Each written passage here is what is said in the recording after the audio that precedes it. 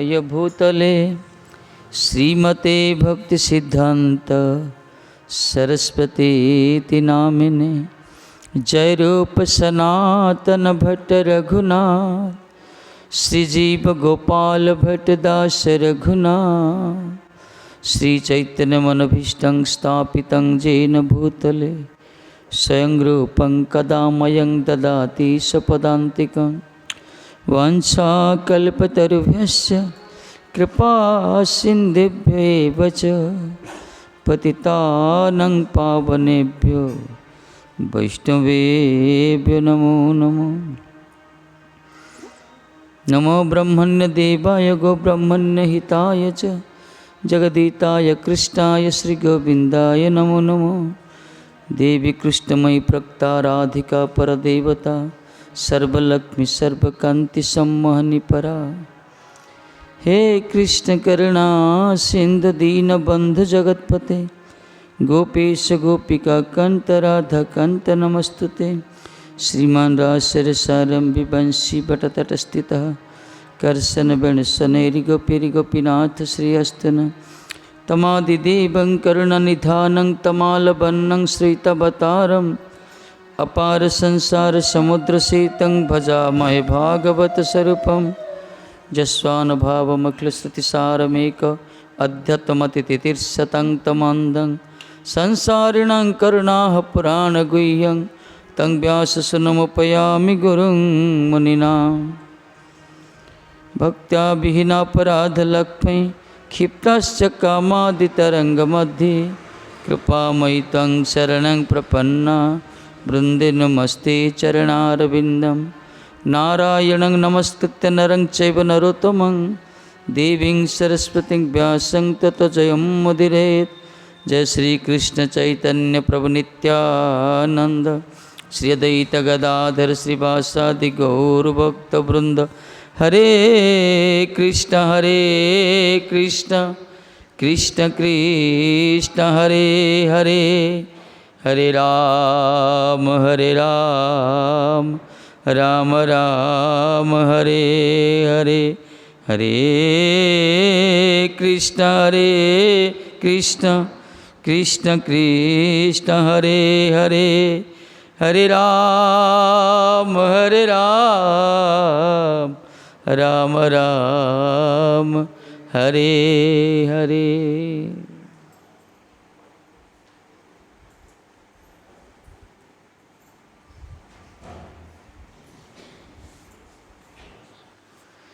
श्री राधे।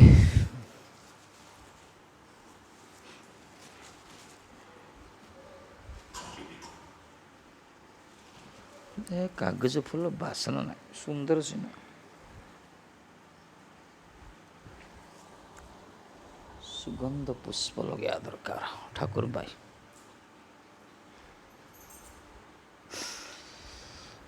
कोड़े हितले को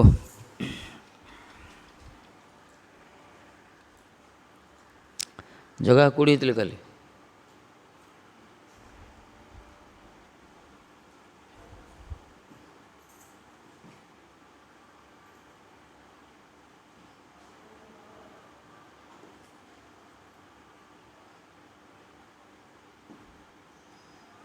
कमला को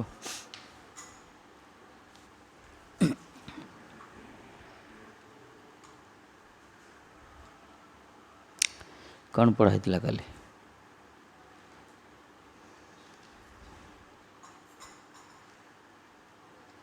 कौन है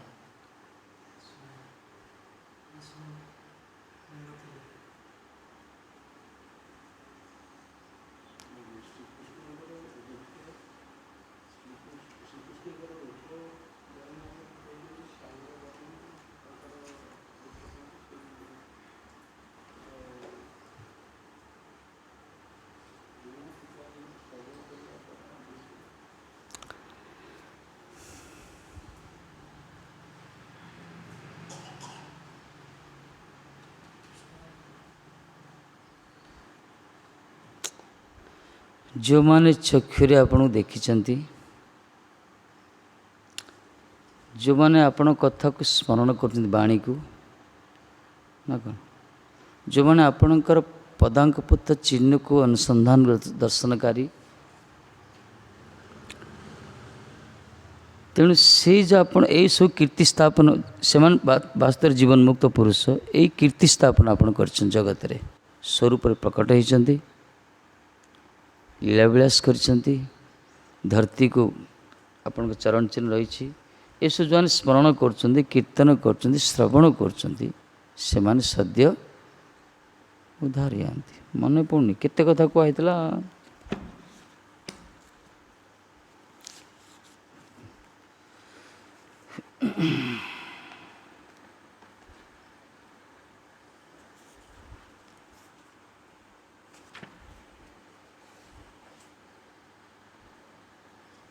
श्यामानंद प्रभु श्लोकटा पढ़ा थे स्वमूर्त्या लोकलावण्य निर्मुक्त्या लोचनं नृणां गिर्भित्या स्मरतां चितं पदैस्तानि ख्यतं क्रिया आच्छिद्य कीर्तिं श्लोकं वितता यञ्जसानुको तमनया तरिष्यन्ति त्यागात् स्म परमेश्वरः।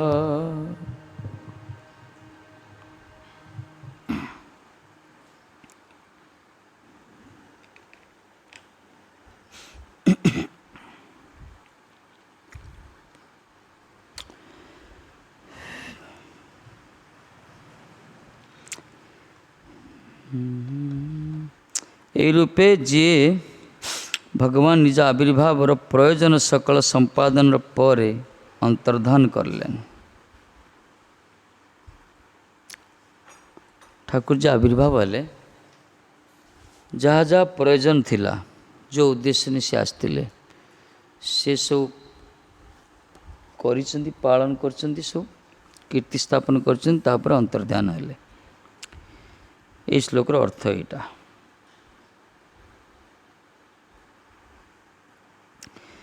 प्रथम कौन कले श्रीकृष्ण निज मूर्तिर लावण्य द्वारा दर्शनकारी लोकगणकर नयन को आकर्षण कले।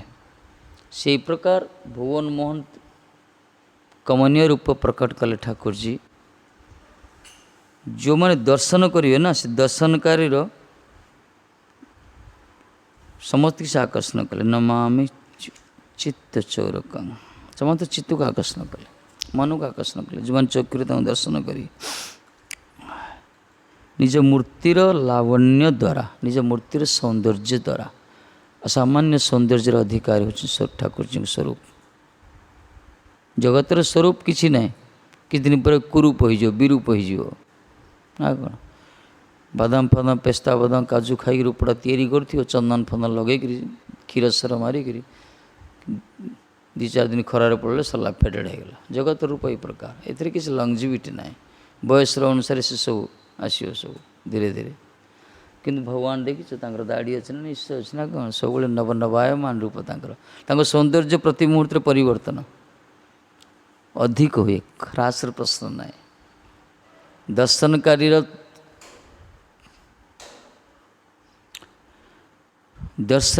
क्षुधा अनुसार जमी कहुई जति संपन्न स्वामिनी सम्मुखें ठाकुर जी प्रकट होता से संपन्न ठाकुर जी रूप लावण्य और मधुरिमा वर्धित होता है। कहीं ना राधाराणी तो श्यामसुंदर दर्शन करती से दर्शन रे नयन द्वारा से पान करती गोपी मान जो श्यामसुंदर दर्शन करती से नयन रे पान करती एथिपाई विरंची विधाता मध्य से गाली करचंती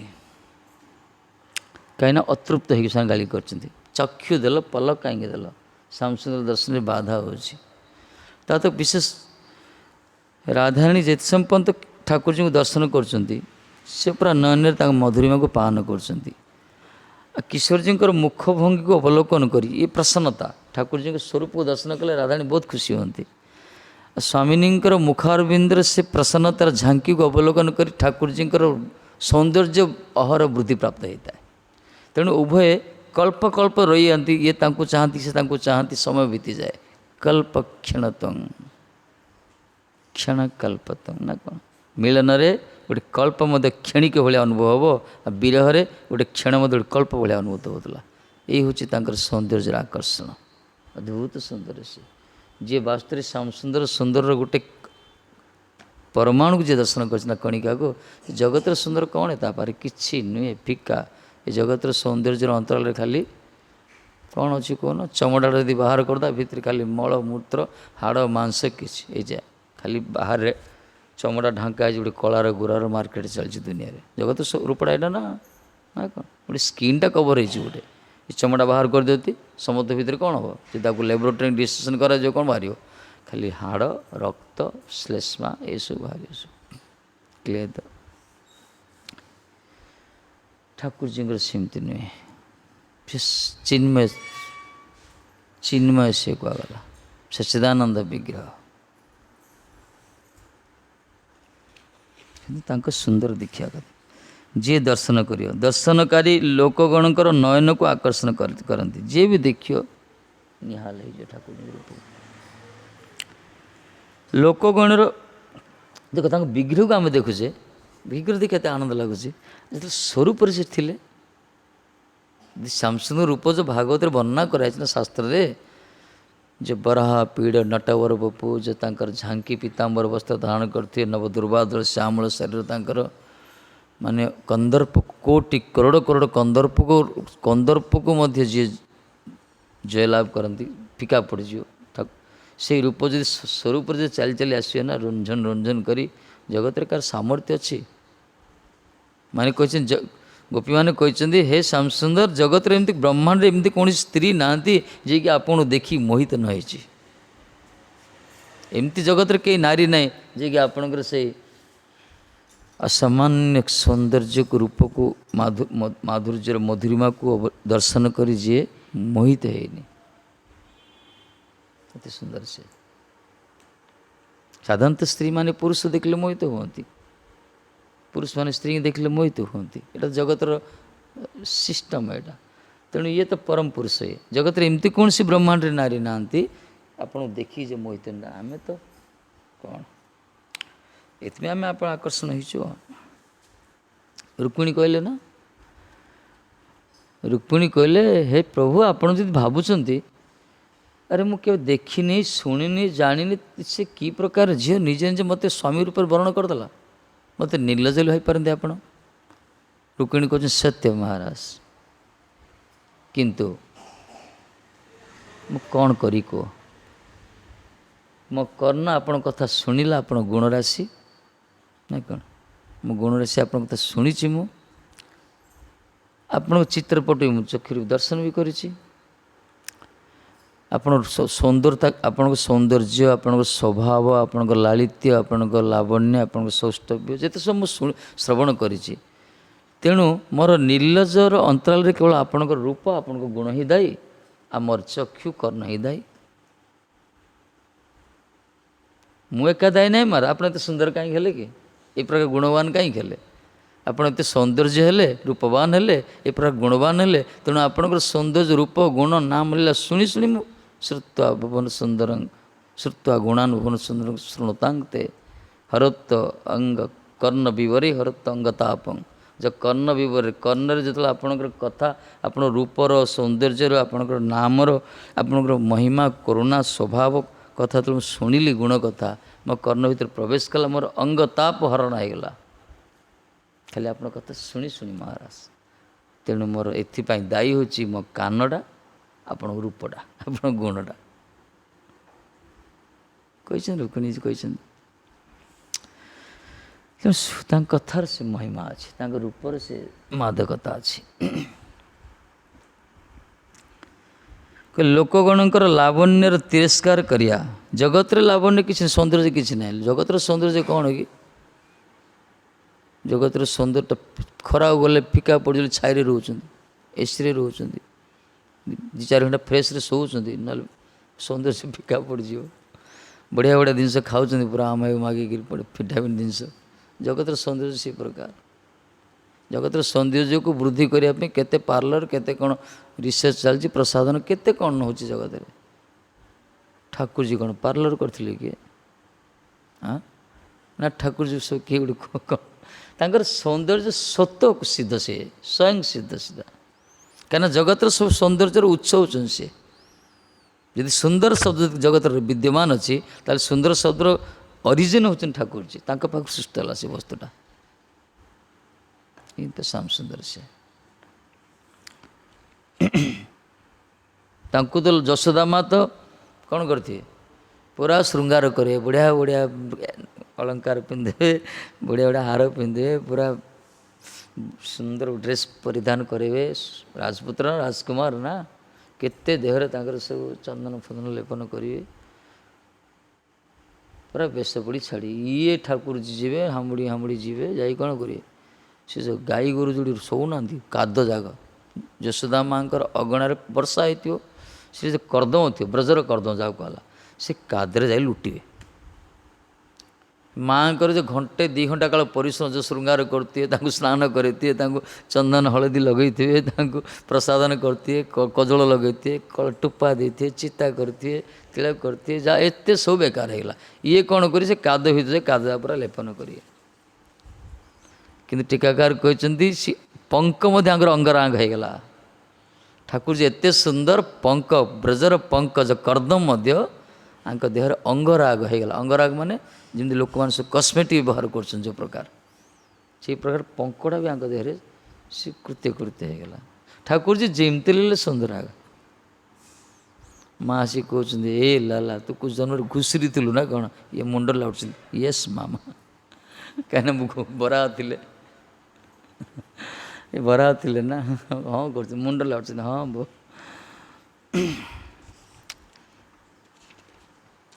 अद्भुत लीला से सब सुंदर सब तो सुंदर तो लोक मान लावण्य को तिरस्कार कर लोकों लावण्य कौन किसी ना लोक सौंदर्य किसी ना तिरस्कार करे अतएव कृष्ण दर्शनकारी गणर लोचन अन्य सकल दर्शन प्रवृत्त है ना ये जो मैंने कृष्ण को प्रत्येक दर्शन कर भूल रे कस्मिन काल क्या दर्शन करना आमे देखने को आमर से नाई से प्रकार संस्कार ये जगत रूप देखले मोहित होचे आकर्षित होचे प्रलोभित होचे धावित होचे जल रंग पतती पतंगा अग्नि जली पोक जीव पुड़ी पुड़ी मरियो ता पाक रूप देखला दौड़ला जगतर गति ए प्रकार किंतु जे वास्तव रूप दर्शन करछि दर्शनटा कौन हुए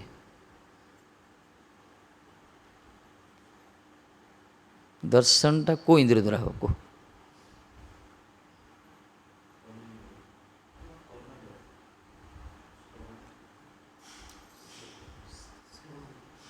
श्रवण इंद्रिय लोक तो सब आखिरे देखुं कि परमार्थ विचार दर्शन कान द्वारा प्रभुपाद कहते कान दिए साधु दर्शन कर ठाकुर दर्शन कर श्रवण इंद्रिय द्वारा दर्शनटा हम कहीं जहाँ को देखुचे विषय जाना दरकार तांकर स्वभाव तांकर स्वरूप तांकर श्रवण इंद्रिय द्वारा जी शुणव सी ही देख जे शुणिने सी खाली आउटलुक विजनटा हो बाह्य दर्शनटा हो शुणिया दरकार न शुणिले जापर ये कहले कर्ण विवरे परा कर्ण भीतर प्रवेश कला आप गुण आप कथा अतः कृष्ण दर्शनकारी गण के लोचन अन्य सकल दर्शन प्रभुत ना ये दर्शन चक्षु दर्शन चक्षुष्मान जाओ कहला जो मैंने स्वरूप देखी से समय सेना का दर्शन करते नहीं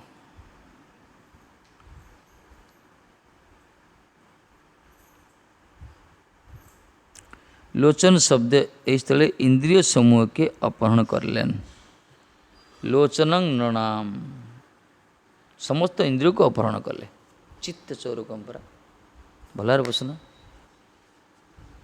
पेन हो जाए इन बसा जानी सभा बसा जाए बैग के पड़े जिते इंद्रियों का आकर्षण कले सर्वाकर्षण से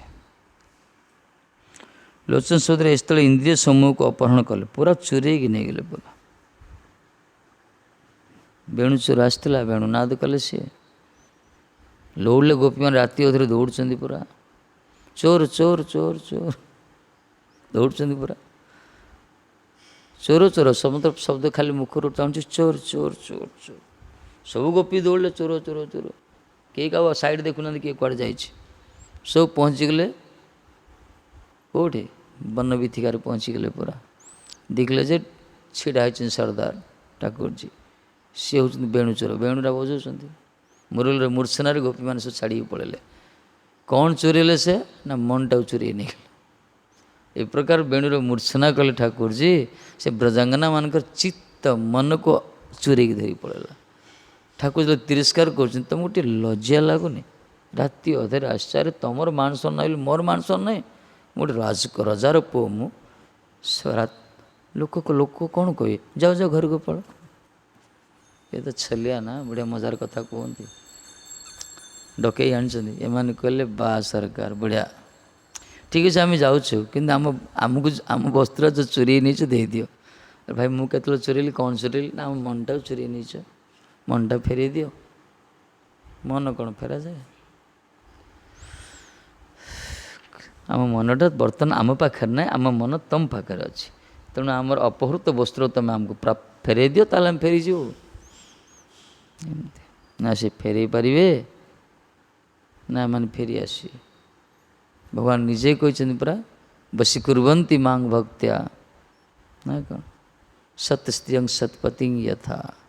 ଭକ୍ତମାନେ ମୋତେ ବଶୀଭୂତ କରି ରଖିଛନ୍ତି ହୃଦୟ ଭିତରେ, ମଇ ନିର୍ବିଶ୍ୟ ହୃଦୟ। ସତୀ ସ୍ତ୍ରୀ ଯେମିତି ତାକୁ ସତ୍ପତିମାନଙ୍କୁ ବାନ୍ଧି ରଖନ୍ତି ପ୍ରୀତି ଦ୍ୱାରା, ସେ ପ୍ରକାର ଆମର ଭକ୍ତମାନେ ମୋତେ ହୃଦୟରେ ବାନ୍ଧି ରଖିଛନ୍ତି। ସିଏ ଯାଇପାରିବେ ନା ମାନେ ଫେରିପାରିବେ? ଏଇ ପ୍ରକାର ମନଟା ତାଙ୍କ ପାଖରେ ଅଛି। ବିଲ୍ୱ ମଙ୍ଗଳର ହାତ ଛିଞ୍ଚାଡ଼ି ଦେଇ ପଳେଇଲେ ଠାକୁରଜୀ। ଅନ୍ଧ ଆଖି ଫୁଟେଇ ଦେଇଥିଲେ ସିଏ। ପୋଡ଼ି ଉଠିକି ଯାଉଛନ୍ତି, ସେ ବିକାରଗ୍ରସ୍ତ ହେଇଗଲା ତାଙ୍କ ଚକ୍ଷୁଟା। ଭାବିଲେ ଚକ୍ଷୁ ସବୁ ଅନರ್ಥର ମୂଳ କାରଣ। ଚକ୍ଷୁଟାକୁ ଫୁଟେଇ ଦେଲେ ପୁରା କଣ୍ଟାରେ। ଅନ୍ଧ ହେଇଗଲା, କରିବେ କ'ଣ? ଚାଲି ରାସ୍ତା ଦେଖାଯାଉନି, ରକ୍ତ ଭରୁଛି, ଯେଉଁ ଚାଲୁଛନ୍ତି ପଡ଼ୁଛନ୍ତି ସବୁବେଳେ କୃଷ୍ଣ କୃଷ୍ଣ କୃଷ୍ଣ। ଶେଷରେ ଶ୍ୟାମସୁନ୍ଦର ଆସିବାକୁ ପଡ଼ିଲା, ହାତ ଧରିଲେ, ସିଏ ଧରି ଧରି ନେଉଛନ୍ତି। କିନ୍ତୁ ଠାକୁରଜୀଙ୍କ କୋମଳ ସ୍ପର୍ଶରେ ଏ ବୁଝିପାରିଲେ ଇଏ ଯିଏ କି ସାଧାରଣ ଛୁଆ ନାହିଁ। ଧୀରେ ଧୀରେ ତାକୁ ଧରିବା ପାଇଁ ଚାହୁଁଛନ୍ତି, ଠାକୁରଜୀ ଅନ୍ତର୍ଧ୍ୟାନ ହେଇଗଲେ। ବିଲ୍ୱମଙ୍ଗଳ କହିଲେ କ'ଣ? ବା ପ୍ରଭୁ, ଜାଣିଦେଲେ ଇଏ କେଉଁ ବଡ଼ କାମ, ବୀର କାମ କଲ ତୁମେ କହୁନ? ଛିଞ୍ଚାଡ଼ି ଦେଇ ପଳେଇଲ, ଅନ୍ଧଟା ତୁମ ଠେଲି ଦେଇ ପଳେଇଲ। ଯଦି ମୋ ମନ ଭିତରୁ ଯାଇପାର, ତାହେଲେ ମୁଁ ଜାଣିପାରିବି ଆପଣ ବୀର ପୁରୁଷ। ଯଦି ମନ ଭିତରୁ ଆପଣ ଯାଇପାରିବେ, ଅନ୍ତର୍ଧ୍ୟାନ ହେଇପାରେ, ତାହେଲେ ମୁଁ ଜାଣି ଆପଣ ପ୍ରକୃତ ବୀର ପୁରୁଷ। ଦେଖିପାରୁନି ତ ଠେଲି ଦେଇ ପଳେଇଲେ। ନା ଭକ୍ତ ତାଙ୍କୁ ଭୁଲିପାରେ, ନା ଭଗବାନ ତାଙ୍କୁ ଛାଡ଼ିପାରେ। ଏଥିପାଇଁ ମନ ଭିତରେ ସେ ପ୍ରବେଶ କରିଛନ୍ତି, ଇନ୍ଦ୍ରିୟକୁ ଅପହରଣ କରିଛନ୍ତି। ସେଇ ରୂପ ନିଜ ବାକ୍ୟ ସମୂହ ଦ୍ୱାରା ତାହାର ବାକ୍ୟ ଶ୍ରବଣକାରୀ ଗଣଙ୍କର ବାକ୍ ଇନ୍ଦ୍ରିୟକୁ ଅପହରଣ କଲେ। ବାକ୍ ଇନ୍ଦ୍ରିୟ, ବାକ୍ ମାନେ କଥା କହିବା, ବାଚୋବେଗ, ବାକ୍ ଇନ୍ଦ୍ରିୟକୁ ଅପହରଣ କଲେ। କ'ଣ? ନିଜ ବାକ୍ୟ ସମୂହ ଦ୍ୱାରା। ଠାକୁରଜୀ ଏମିତି କଥା କୁହନ୍ତି, ଅନ୍ୟମାନଙ୍କ ପାଟି ବନ୍ଦ କରିଦିଅନ୍ତି। ବେଳେବେଳେ ଗୋଟେ ଛୋଟିଆ ଛୋଟିଆ ଗୁଲଗୁଲିଆ ଛୁଆ ଏ ପ୍ରକାର କଥା କହିବେ, ବାପା ମମି ନିରୁତ୍ତର ହେଇଯାଆନ୍ତି, ଚୁପ୍ ହେଇଯାଆନ୍ତି, ତା କଥା ଶୁଣିକି ଆନନ୍ଦ ପାଆନ୍ତି। ଜଗତରେ ଦେଖାଯାଇଛି ସେମାନେ ଏତେ ସୁନ୍ଦର ସୁନ୍ଦର ମଧୁର ମଧୁର କଥା କୁହନ୍ତି, ଯେଉଁଟାକି ସମସ୍ତର ମନକୁ ବାନ୍ଧିଦିଏ। ଇଏ ତ ଠାକୁରଜୀ। ବାକ୍ଶକ୍ତି ଅପହରଣ, କିଛି ହେବନି ଆଉ।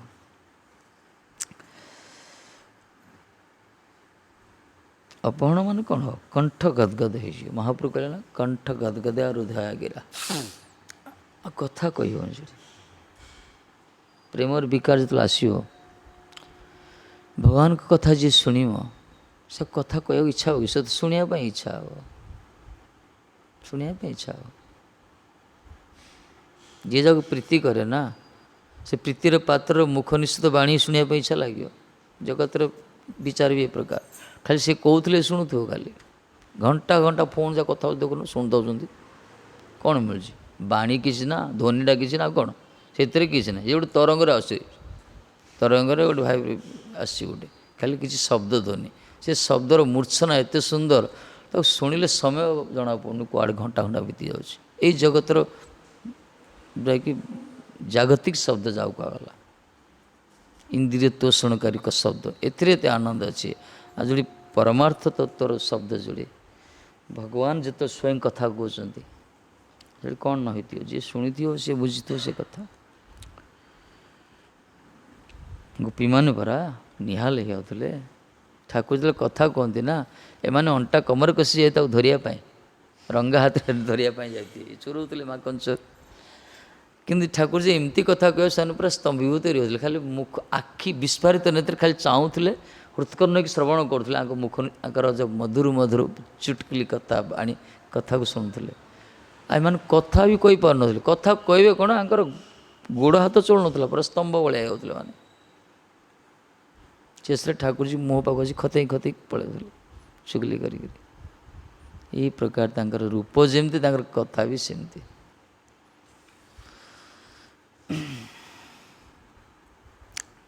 ଯିଏ ଶୁଣିଛି ସେ ସ୍ତବ୍ଧ ହେଇଯିବ ପୁରା।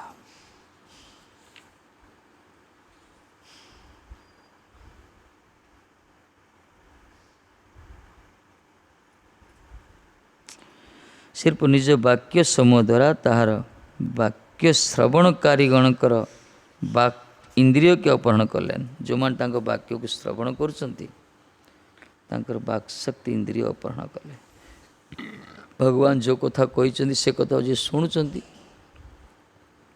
ସେମାନଙ୍କୁ ବି ବାକ୍ ଶକ୍ତି ଲୋପ ହୋଇଯାଇଛି ଭକ୍ତି ମାର୍ଗରେ। ବାକ୍ ଇନ୍ଦ୍ରିୟ ରହିତ ଗଣେର କର୍ଣ୍ଣେନ୍ଦ୍ରିୟ ଅଭାବ ଦେଖାଯାଏ। କୁହାଯାଏ ଯେଉଁମାନଙ୍କର ଜଗତରେ ବାକ୍ ଇନ୍ଦ୍ରିୟ ଯେଉଁମାନଙ୍କର ନାହିଁ, କଥା ଯେଉଁମାନେ କହିପାରୁନାହାନ୍ତି, ତାଙ୍କର ଶୁଣିବାଟା ବି ଟିକେ କମ୍ ବୋଧ ଅଛି, ସିଷ୍ଟମ୍ ବୋଧ ଲେଖିଛନ୍ତି। ଯେଉଁମାନେ କଥା କହିପାରୁନାହାନ୍ତି ତାଙ୍କୁ ଶ୍ରବଣ ବି କମ୍ ହେବ। କନେକ୍ସନ୍ ଅଛି ଏଇ ଦୁଇଟା ସେନ୍ସେସ୍ର।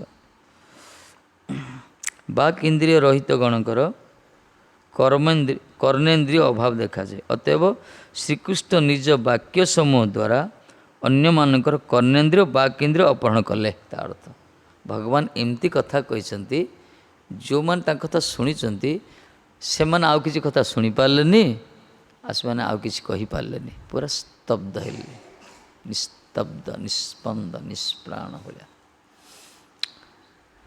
ଆଉ କିଛି କଥାକୁ ଶୁଣିଲେନି ମାନେ ଆଉ ଜଗତର ଆଉ କିଛି କଥା ପ୍ରବେଶ କରିବନି।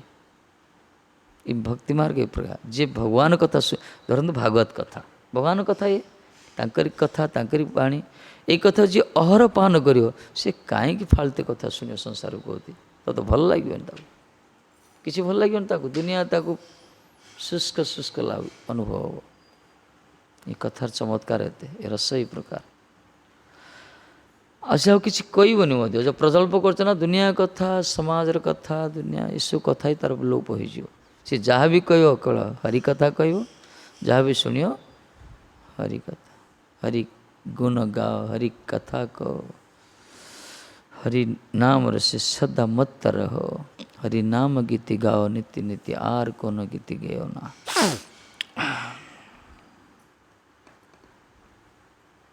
इतने अमरीश जी कहले वांछासी गुणान वैकुंठ वर्णने श्रुतिंचकारा चित्सत कथोदय। वांछासी गुणान वैकुंठ वर्णने, वैकुंठर गुण वर्णना करियो माने भगवान कर गुण वर्णना जीवा देइचंदी, कहले भगवान कर गुण वर्णना करियो। एत हमको शिखा जाछि, फोन कले मध्य हालो कोने हरे कृष्ण कहूचे, जय जगन्नाथ कहूचे, कहना हमर प्रत्येकटा वाणी को प्रकार पर कह जाउछि। हम प्रति जब डाकले हरि बोल राधे कहूचे, आम ए सूत्र हमर अभ्यास करा जाउछि। हम जहाँ भी शुणुचे भी भगवान कथा, जहाँ भी कह श्रुतिंचकार अच्युत कथा, अच्युतंकर कथा ही शुणिया कथा। अन्य कथा शुणिम, संसार कथा शुणियो संसार रे मरियो, भगवान कथा शुणियो भगवत प्रीति आसियो, नियम एटा।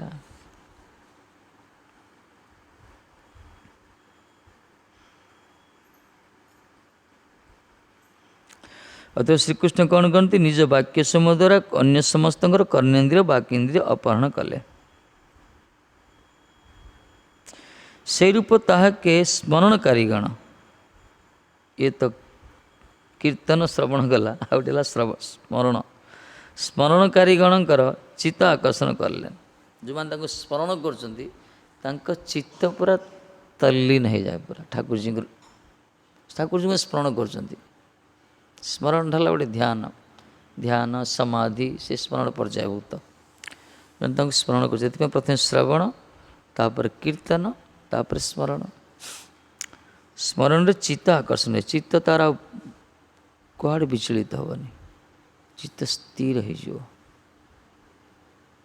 ନମାମି ଚିତ୍ତ ଚୌରକୁ।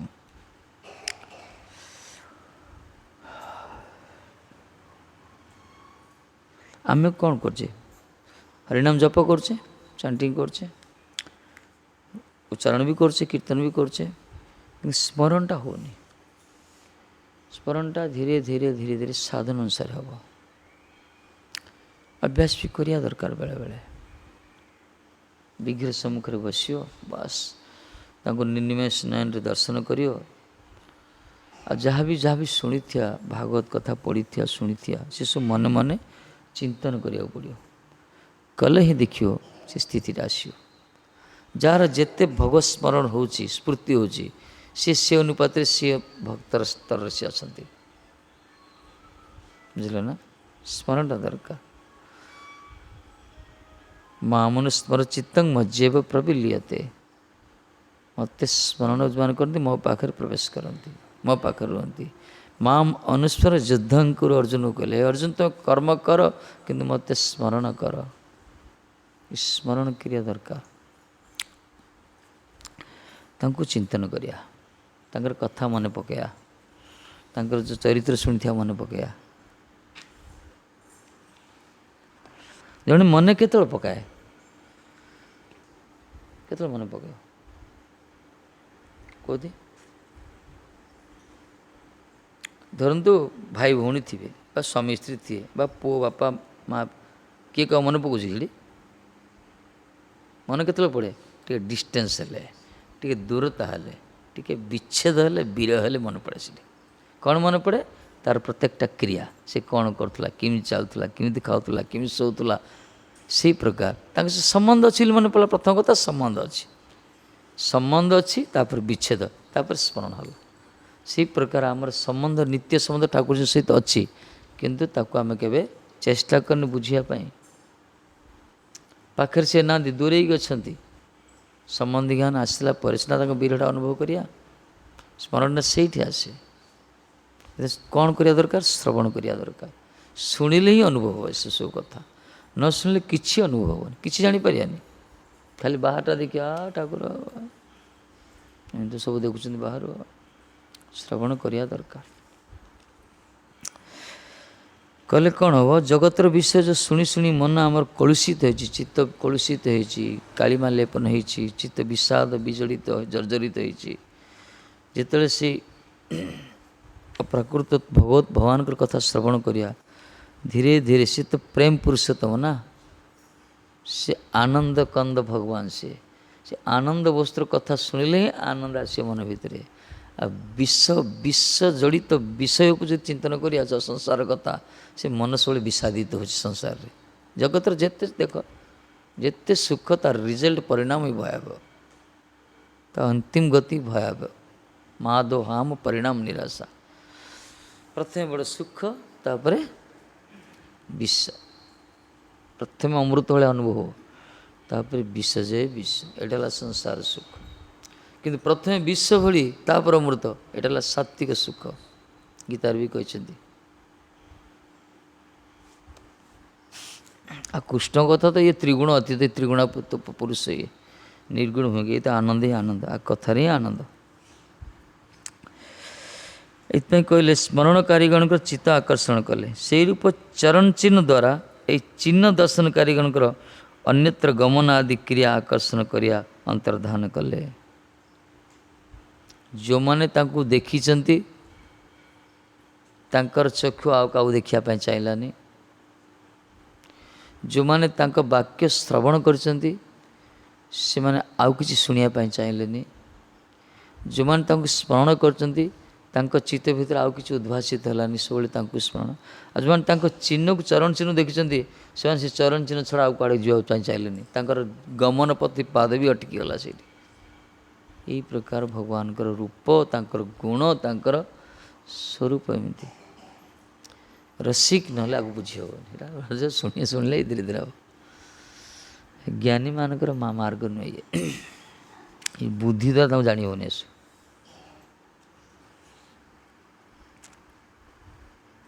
ଚରଣ ଚିହ୍ନ ଦ୍ୱାରା ଏହି ଚିହ୍ନ ଦର୍ଶନକାରୀମାନଙ୍କର ଅନ୍ୟତ୍ର ଗମନ ଆଦି କ୍ରିୟା ଆକର୍ଷଣ କରିବା ଅନ୍ତର୍ଧାନ ହେଲେ। ଭଗବାନଙ୍କ ଚରଣ କମଳ ଚିହ୍ନକୁ ଯେଉଁମାନେ ଦେଖିଛନ୍ତି ସେମାନେ ଆଉ କୁଆଡ଼େ ଗଲେ କି, ବା ସେଇଠି ହିଁ ରହିଲେ। ଏଥିପାଇଁ ବ୍ରଜରେ ପଡ଼ିକି ରହୁଛନ୍ତି ମହାତ୍ମାମାନେ। କାହିଁକିନା ବ୍ରଜର ପ୍ରତ୍ୟେକଟା ରଜରେ ଏବେ ବି ଠାକୁରଜୀଙ୍କର ସେ ରହିଛି ଚରଣ ଚିହ୍ନ, ଚରଣର ଇଏ ରହିଛି। ଭଗବାନଙ୍କର ଯେଉଁ ମଠ ମନ୍ଦିର ବି ଯୋଡ଼ି ବିହାର ଠାକୁରଜୀ ନିତ୍ୟ ପୂଜା ପାଠ ହେଉଛନ୍ତି। ଠାକୁରଜୀଙ୍କ ବିଳାସ ଚାଲିଛି ନା, ସେ ବିହାର ଚାଲିଛି ନା। ଧରନ୍ତୁ କୁଞ୍ଜବାଇଙ୍କ ସେବା ଚାଲିଛି ନିତ୍ୟ, ତାଙ୍କର ଭଜନ କୀର୍ତ୍ତନ ହେଉଛି। ନିଶ୍ଚିତ ରୂପେ ଠାକୁରଜୀ ବିଚରଣ କରୁଛନ୍ତି। ପ୍ରତ୍ୟେକଟା ଅଣୁପୂରଣ ଭିତରେ ତାଙ୍କର ହିଁ ସତ୍ତା ବିଦ୍ୟମାନ ଏଇଠି। ଏଥିପାଇଁ ତ ଗୋଟେ ଜଣେ ମନ୍ଦିର ଭିତରେ ଏଣ୍ଟ୍ରି କଲେ ଗୋଟେ ଆନନ୍ଦ ଆସେ ନା କ'ଣ। ମଦଭାଟି ଭିତରୁ ଯିବ, ବେଶ୍ୟାଳୟ ଭିତରୁ ଯିବ, ମାର୍କେଟ ଭିତରୁ ଯିବ, ଯାତ୍ରା ପ୍ୟାଣ୍ଡେଲ ଭିତରୁ ଯିବ ନା କ'ଣ, ଆଉ ଗୋଟେ ମନ୍ଦିର ଭିତରୁ ଯିବ। ମନ ତ ଗୋଟେ, କିନ୍ତୁ ମନ ଉପରେ ପ୍ରଭାବ ଅଲଗା ଅଲଗା ପଡ଼େ। ସ୍ଥାନର ପରିବେଶର ସ୍ଥାନର ପ୍ରଭାବ ଅଲଗା ଅଲଗା ପଡ଼େ। କାହିଁକିନା ସେ ପରିବେଶର ଅଣୁପରମାଣୁ ସହିତ ଆମର ଶରୀର ସହିତ ସମ୍ପର୍କ ରହୁଛି। ଯେଉଁ ପରିବେଶ ଯେଉଁ ପ୍ରକାର ଅଣୁପରମାଣୁ ହେଇଥିବ, ପ୍ରଦୂଷିତ ହେଇଥିବ, ପଲ୍ୟୁଟେଡ଼ ହେଇଥିବ, ସେଠି ଗଲେ ତା ବେଡ଼ ପ୍ରଭାବ ପଡ଼ିବ। ମନ୍ଦିରରେ କ'ଣ, ମଠ ମନ୍ଦିରରେ ଭଗବାନଙ୍କର ନିତ୍ୟ ଆରାଧନା ପୂଜା ହୁଏ। ବିଶେଷ କରି ନିତ୍ୟ ହରିକଥା କୀର୍ତ୍ତନଟି ସବୁବେଳେ ଭଗବତ ଚର୍ଚ୍ଚା ହୋଇଥାଏ। ଏଥିପାଇଁ ଆର ଆଟମସ୍ଫିୟର, ଆର ପରିବେଶ ପୁରା ସମ୍ପୂର୍ଣ୍ଣ ଚିନ୍ମୟ ପରିବେଶ। ଏଠି ପ୍ରବେଶ କଲେ ଆନନ୍ଦ ମିଳେ, ଶାନ୍ତି ମିଳେ, ସୁଖ ମିଳେ। ଏଇଥିପାଇଁ ତ ଲୋକ ଆସନ୍ତି ପଥକୁ, ଏଇ ମାର୍ଗକୁ। ଘରେ ବି ଠାକୁର ଅଛନ୍ତି, ମନା ନାହିଁ। ଘରେ ଆମ ଠାକୁର ଆହୁରି ବଢ଼ିଆ ସୁନ୍ଦର ଠାକୁର କେତେ ଲୋକ ଆଣି ରଖିଛନ୍ତି। କିନ୍ତୁ ଗୌଡ଼ୀୟ ମଠର ବିଶେଷତ୍ୱ ଏଇଟା ହେଉଛି, ଏଠି ନିତ୍ୟ ହରି କୀର୍ତ୍ତନ ହେଇଥାଏ। ହରି କଥାର ଆଶ୍ରୟ ଜମିଥାଏ ଏଠି। ଏଇ ଯେଉଁ ଶବ୍ଦ ବିନ୍ୟାସ ହେଉଛି ନା ଏଠି, ଏ ନଷ୍ଟ ହୁଏନି। ଭଗବତ ଗୀତା ଯେମିତି ଭଗବାନ କେବେ କହିଥିଲେ, ଆଜି ପର୍ଯ୍ୟନ୍ତ ସ୍ପେସ୍ରେ ସେ ବାଣୀ ରହିଛି। ରିସର୍ଚ୍ଚ କରୁଛନ୍ତି ସାଇଣ୍ଟିଷ୍ଟ ମାନେ ତାକୁ ଆହରଣ କରିବା ପାଇଁ। ଦେଖାହେଉଛି କିଛି କିଛି ସାଉଣ୍ଡ ଭାଇବ୍ରେସନ୍ ମିଳିଲାନି, ଜାଣିପାରୁନାହାନ୍ତି। ସେମିତି ଯୋଉଠି ଯୋଉଠି ହରି କଥା ହେଉଛି, ଏ କଥା ଅବିନଶ୍ୱର, ଇଏ ନଷ୍ଟ ହେବନି ଏଇ ବାଣୀ। କାହିଁକିନା ଭଗବତ କଥା ଇଏ। ତେଣୁ ଏଇ କଥା, ଏଇ ଅଣୁ ପରିମାଣ ସେ ପ୍ରକାର। ଏଥିପାଇଁ ଏଠି ବସି ଶୁଣିବା କଥା। ଶୁଣିଲେ ଦେଖିବ ଧୀରେ ଧୀରେ ସଂସ୍କାର ହେବ, ଧୀରେ ଧୀରେ ଆମର ଚିତ୍ତବୃତ୍ତି ପରିବର୍ତ୍ତିତ ହେବ, ଭକ୍ତି ମାର୍ଗରେ ଧାବିତ ହେବ। ସିଏ ଆନନ୍ଦ ଗୋଟେ ମିଳିବ। ଦର୍ଶନକାରୀ ଯେଉଁମାନେ ଦର୍ଶନ କରୁଛନ୍ତି ଭଗବାନଙ୍କ ଚରଣ, ସେମାନେ କୁଆଡ଼େ ଯିବା ପାଇଁ ଚାହୁଁନାହାନ୍ତି। କୃଷ୍ଣ ଅବତରଣ କରିବା ମନୁଷ୍ୟଗଣଙ୍କର ଚକ୍ଷୁରାଦି ସର୍ବସ୍ୱ ହରଣ କରିବା, ତାହାଦିକେ ଅନ୍ଧ, ବୋକା, ବଧିର, ଉନ୍ମତ୍ତ, ଜଡ଼ କଲେଣି। ବା, ଠାକୁରଜୀ ଅବତରଣ କଲେ, ଲୀଳାବିଳାସ କଲେ, କିନ୍ତୁ ଲୋକ ଯାକୁ ଅନ୍ଧ କରିଦେଲେ। କାହିଁ ଅନ୍ଧ କଲେ? ଯିଏ ତାଙ୍କୁ ଦେଖିଲା ସେ ଆଉ କିଛି ଦେଖିବା ପାଇଁ ଚାହିଁଲାନି। ତାଙ୍କ ଚକ୍ଷୁରେ ଖାଲି ସେ ହିଁ ନାଚିଲେ। ଜଗତରେ ପ୍ରେମ ପାଗଳ ନାହାନ୍ତି କି?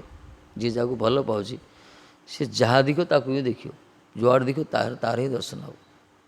ସେଇ କ୍ରିୟା ଏଇ ବି ମାର୍ଗ, ସେଇ ମାର୍ଗ। ତାଠୁ କରୋଡ଼ କରୋଡ଼ ଗୁଣର ଅଧିକ ଏଇ ସ୍ଥିତି। ତେଣୁ ଲୋକମାନଙ୍କୁ, ଯେଉଁମାନେ ଭକ୍ତ, ଯେଉଁମାନେ ଭଗବାନ ଅବତୀର୍ଣ୍ଣ କରି ସେମାନଙ୍କର ସମସ୍ତ ଚକ୍ଷୁରାଦି ସର୍ବସ୍ୱ ହରଣ କଲେ, ଯେ ସବୁ ଇନ୍ଦ୍ରିୟକୁ ସେ ହରଣ କଲେ। ଭଗବାନଙ୍କ ନାଁ ହେଉଛି ଗୋଟେ ହରି। ହରି ଶବ୍ଦର ଅର୍ଥ ହେଉଛି ଯିଏ ହରଣ କରେ। ହରି ଶବ୍ଦର ଅର୍ଥ ଯିଏ ହରଣ କରେ। ଅନ୍ୟର ବସ୍ତୁକୁ ନ କହିକି ଯିଏ ନେବ ତାକୁ କୁହାଲା ହରଣ, ଆଉ ଯିଏ କଲା ତାକୁ କୁହାଲା ହରି। ତେଣୁ ଆଙ୍କ ଶବ୍ଦ ହେଲା ହରି। ଇଏ କ'ଣ କରୁଛନ୍ତି? ଇଏ ସବୁବେଳେ ହରଣ କରୁଛନ୍ତି। କ'ଣ ହରଣ କରୁଛନ୍ତି? ତାଙ୍କ ପାଖକୁ ଯିଏ ଯିବ ତାକୁ ସେ ହରଣ କରିବେ। ତାର ମନଟାକୁ ନେଇଯିବେ। ଯିଏ ଦେଖିଲା ତା ମନଟା, ଆଖିଟାକୁ ନେଇଯିବେ। ଯିଏ ଶୁଣିଲା ତା କାନଟାକୁ ନେଇଯିବେ। ଯିଏ ତାଙ୍କ ପାଖକୁ ଆସିଲା ତା ଚରଣଟାକୁ ନେଇଯିବେ। ଯିଏ ପ୍ରାୟ ସବୁବେଳେ ମଠ ମନ୍ଦିର ଆସିବ, ତା ତ ଠିକ୍ ସମୟରେ ତ ଗୋଡ଼ ଦୁଇଟା ଖସର ଖସର ଯିବା ପାଇଁ ଚାହିଁବ। ହେଲା କ୍ରିୟା ସେଇଟା। ଯିଏ ସବୁବେଳେ ତାଙ୍କୁ ଦେଖୁଥିବ ଆଖି ତ ଭଲ ଲାଗିବ ନ ଦେଖିଲେ।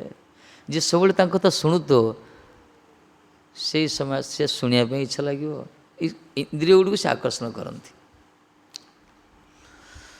ଏଥିପାଇଁ ସର୍ବଶରଣ ଲୋକ ଯାକ କ'ଣ କଲେ? ଅନ୍ଧ କରିଦେଲେ, ବୋକା ବୋବା କରିଦେଲେ। ଆଉ କିଛି ଆସି କହିପାରିଲେନି ଆଉ କିଛି।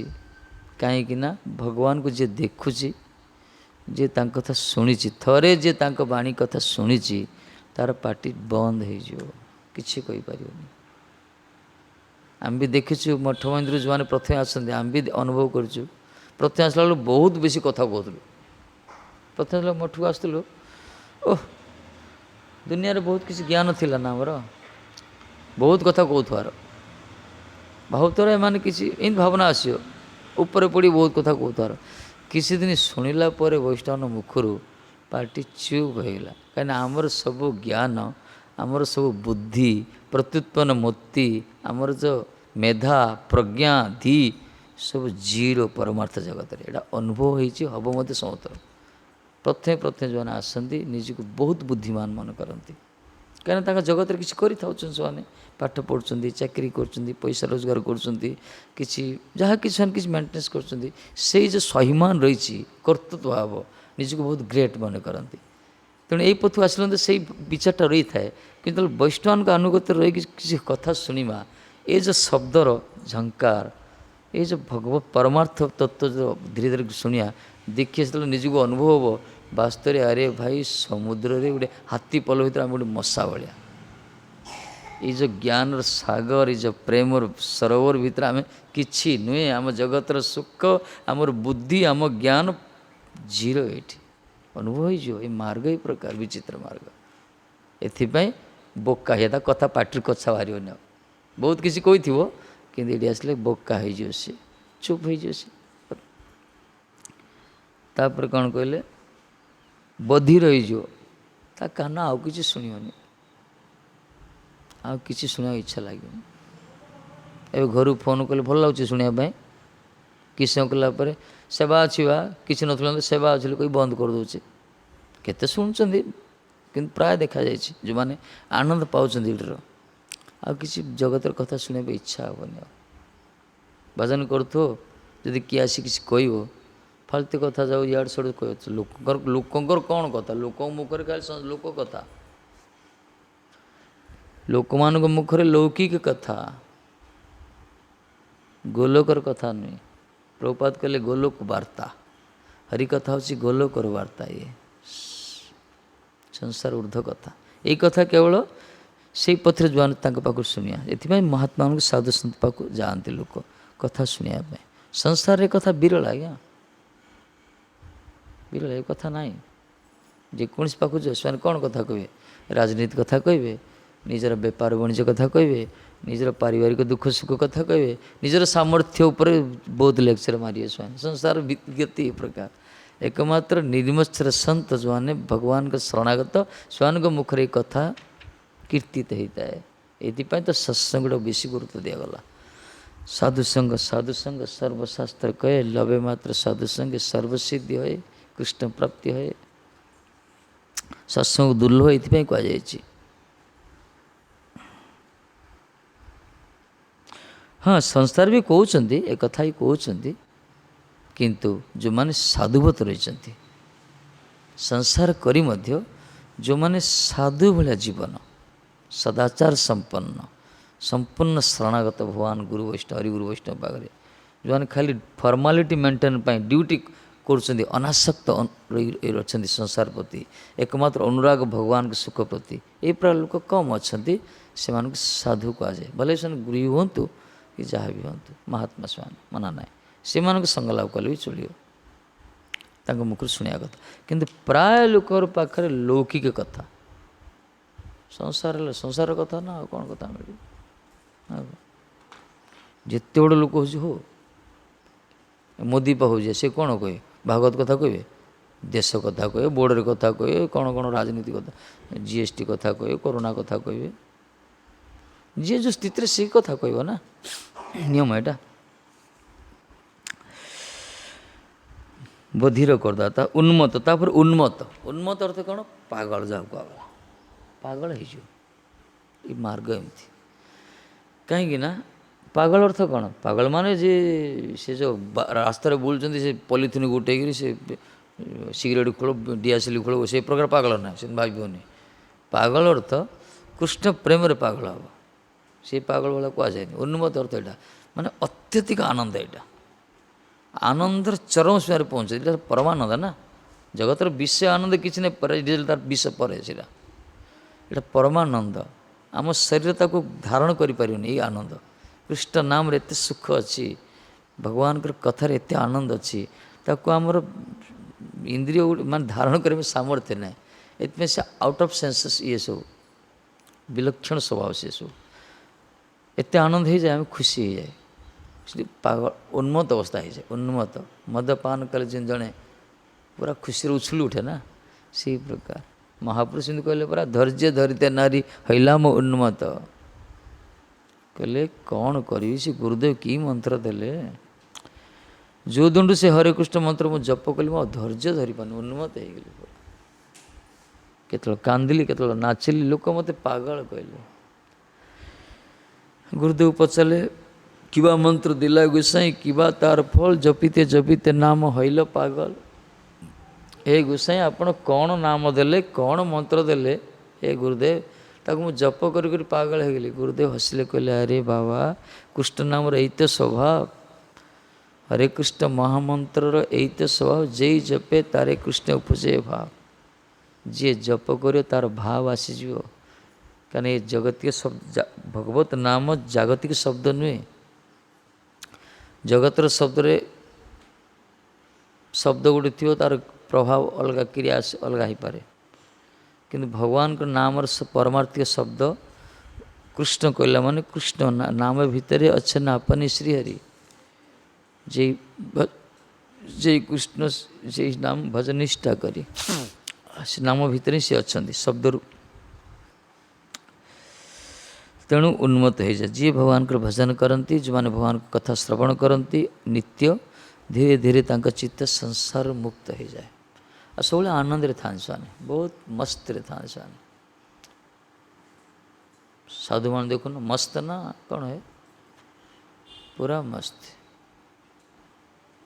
कहीं कहीं मार्ग ए प्रकार वास्तव में संसार देखिए समुद्र मुह पूरा दी लक्ष हजिला सब थी गोटे टा हजिगले जमी हो सब टेंशन तुम गोटे गोटे लोक जा टेस्ट कर समत्र टेंशन कि जे भजन जे करू से टेंशन ना भजन मार्ग किसी टेंशन अरे खायापाई किसी नथी तो चिंता नथी चिंता नथी अरे भजन मार्ग एटा कहीं तार पूर्ण विश्वास से कर मारे मारिए रखिले रखिए तुम्हें कर प्रभु बस विश्वास नहीं आमर एथि असुविधा हो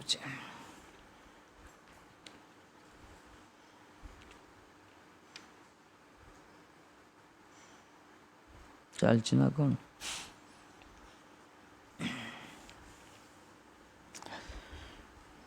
लॉकडाउन शटडाउन क्वारंटाइन केते कौन होला केते सब बंद हो गला सब बंद हो गले बरं लोक मान घरे बसले सरकार ताऊ केते कौन सुविधा सुजोग देले देले ना होम डिलीवरी करेले केते कौन कालिया योजना सुभद्रा योजना जगन्नाथ योजना बलभद्र योजना भाई दुनिया योजना दुनिया सब देले इे मठ मंदिर बंद कले लिखिदे बोर्ड मार दियो अनिर्दिष्ट काल बंद भक्तमान भी आसिले तथापि बाबाजी की मरीची की भूकरे ना चलती तो दुनिया साधु सत आ तो बढ़िया कंस्ट्रक्शन चलती केमती हो सब करुचन जड़े सी विश्वास रखा दरकार सी ही कर वास्तव आ किए ना आम निमित्त मात्र अनुभव हो जो मैंने भजन कर संसार रही भजन करूना तेणु अनुभव होनी विश्वास नहीं कौन गोटे माला दे अरे भाई टंकाटा गला केते माने 2 थर 4 थर लाइट लगे चश्मा टेकिकी गणुचे काले डबल होता हरिना गोटा सिंध करा दरकार ना जे कर पाई फल हसिया कथा ना अर्थ किसी नहीं परमार्थ पाखे ଅର୍ଥଟା ଗଣିଲା ବେଳକୁ କେତେ ବଡ଼ ମାନେ କେତେ ଯତ୍ନର ସହିତ କାହାକୁ ଜଣେ ଜଣେ କବାଟ ବନ୍ଦ କରିକିରି ଦେଖେ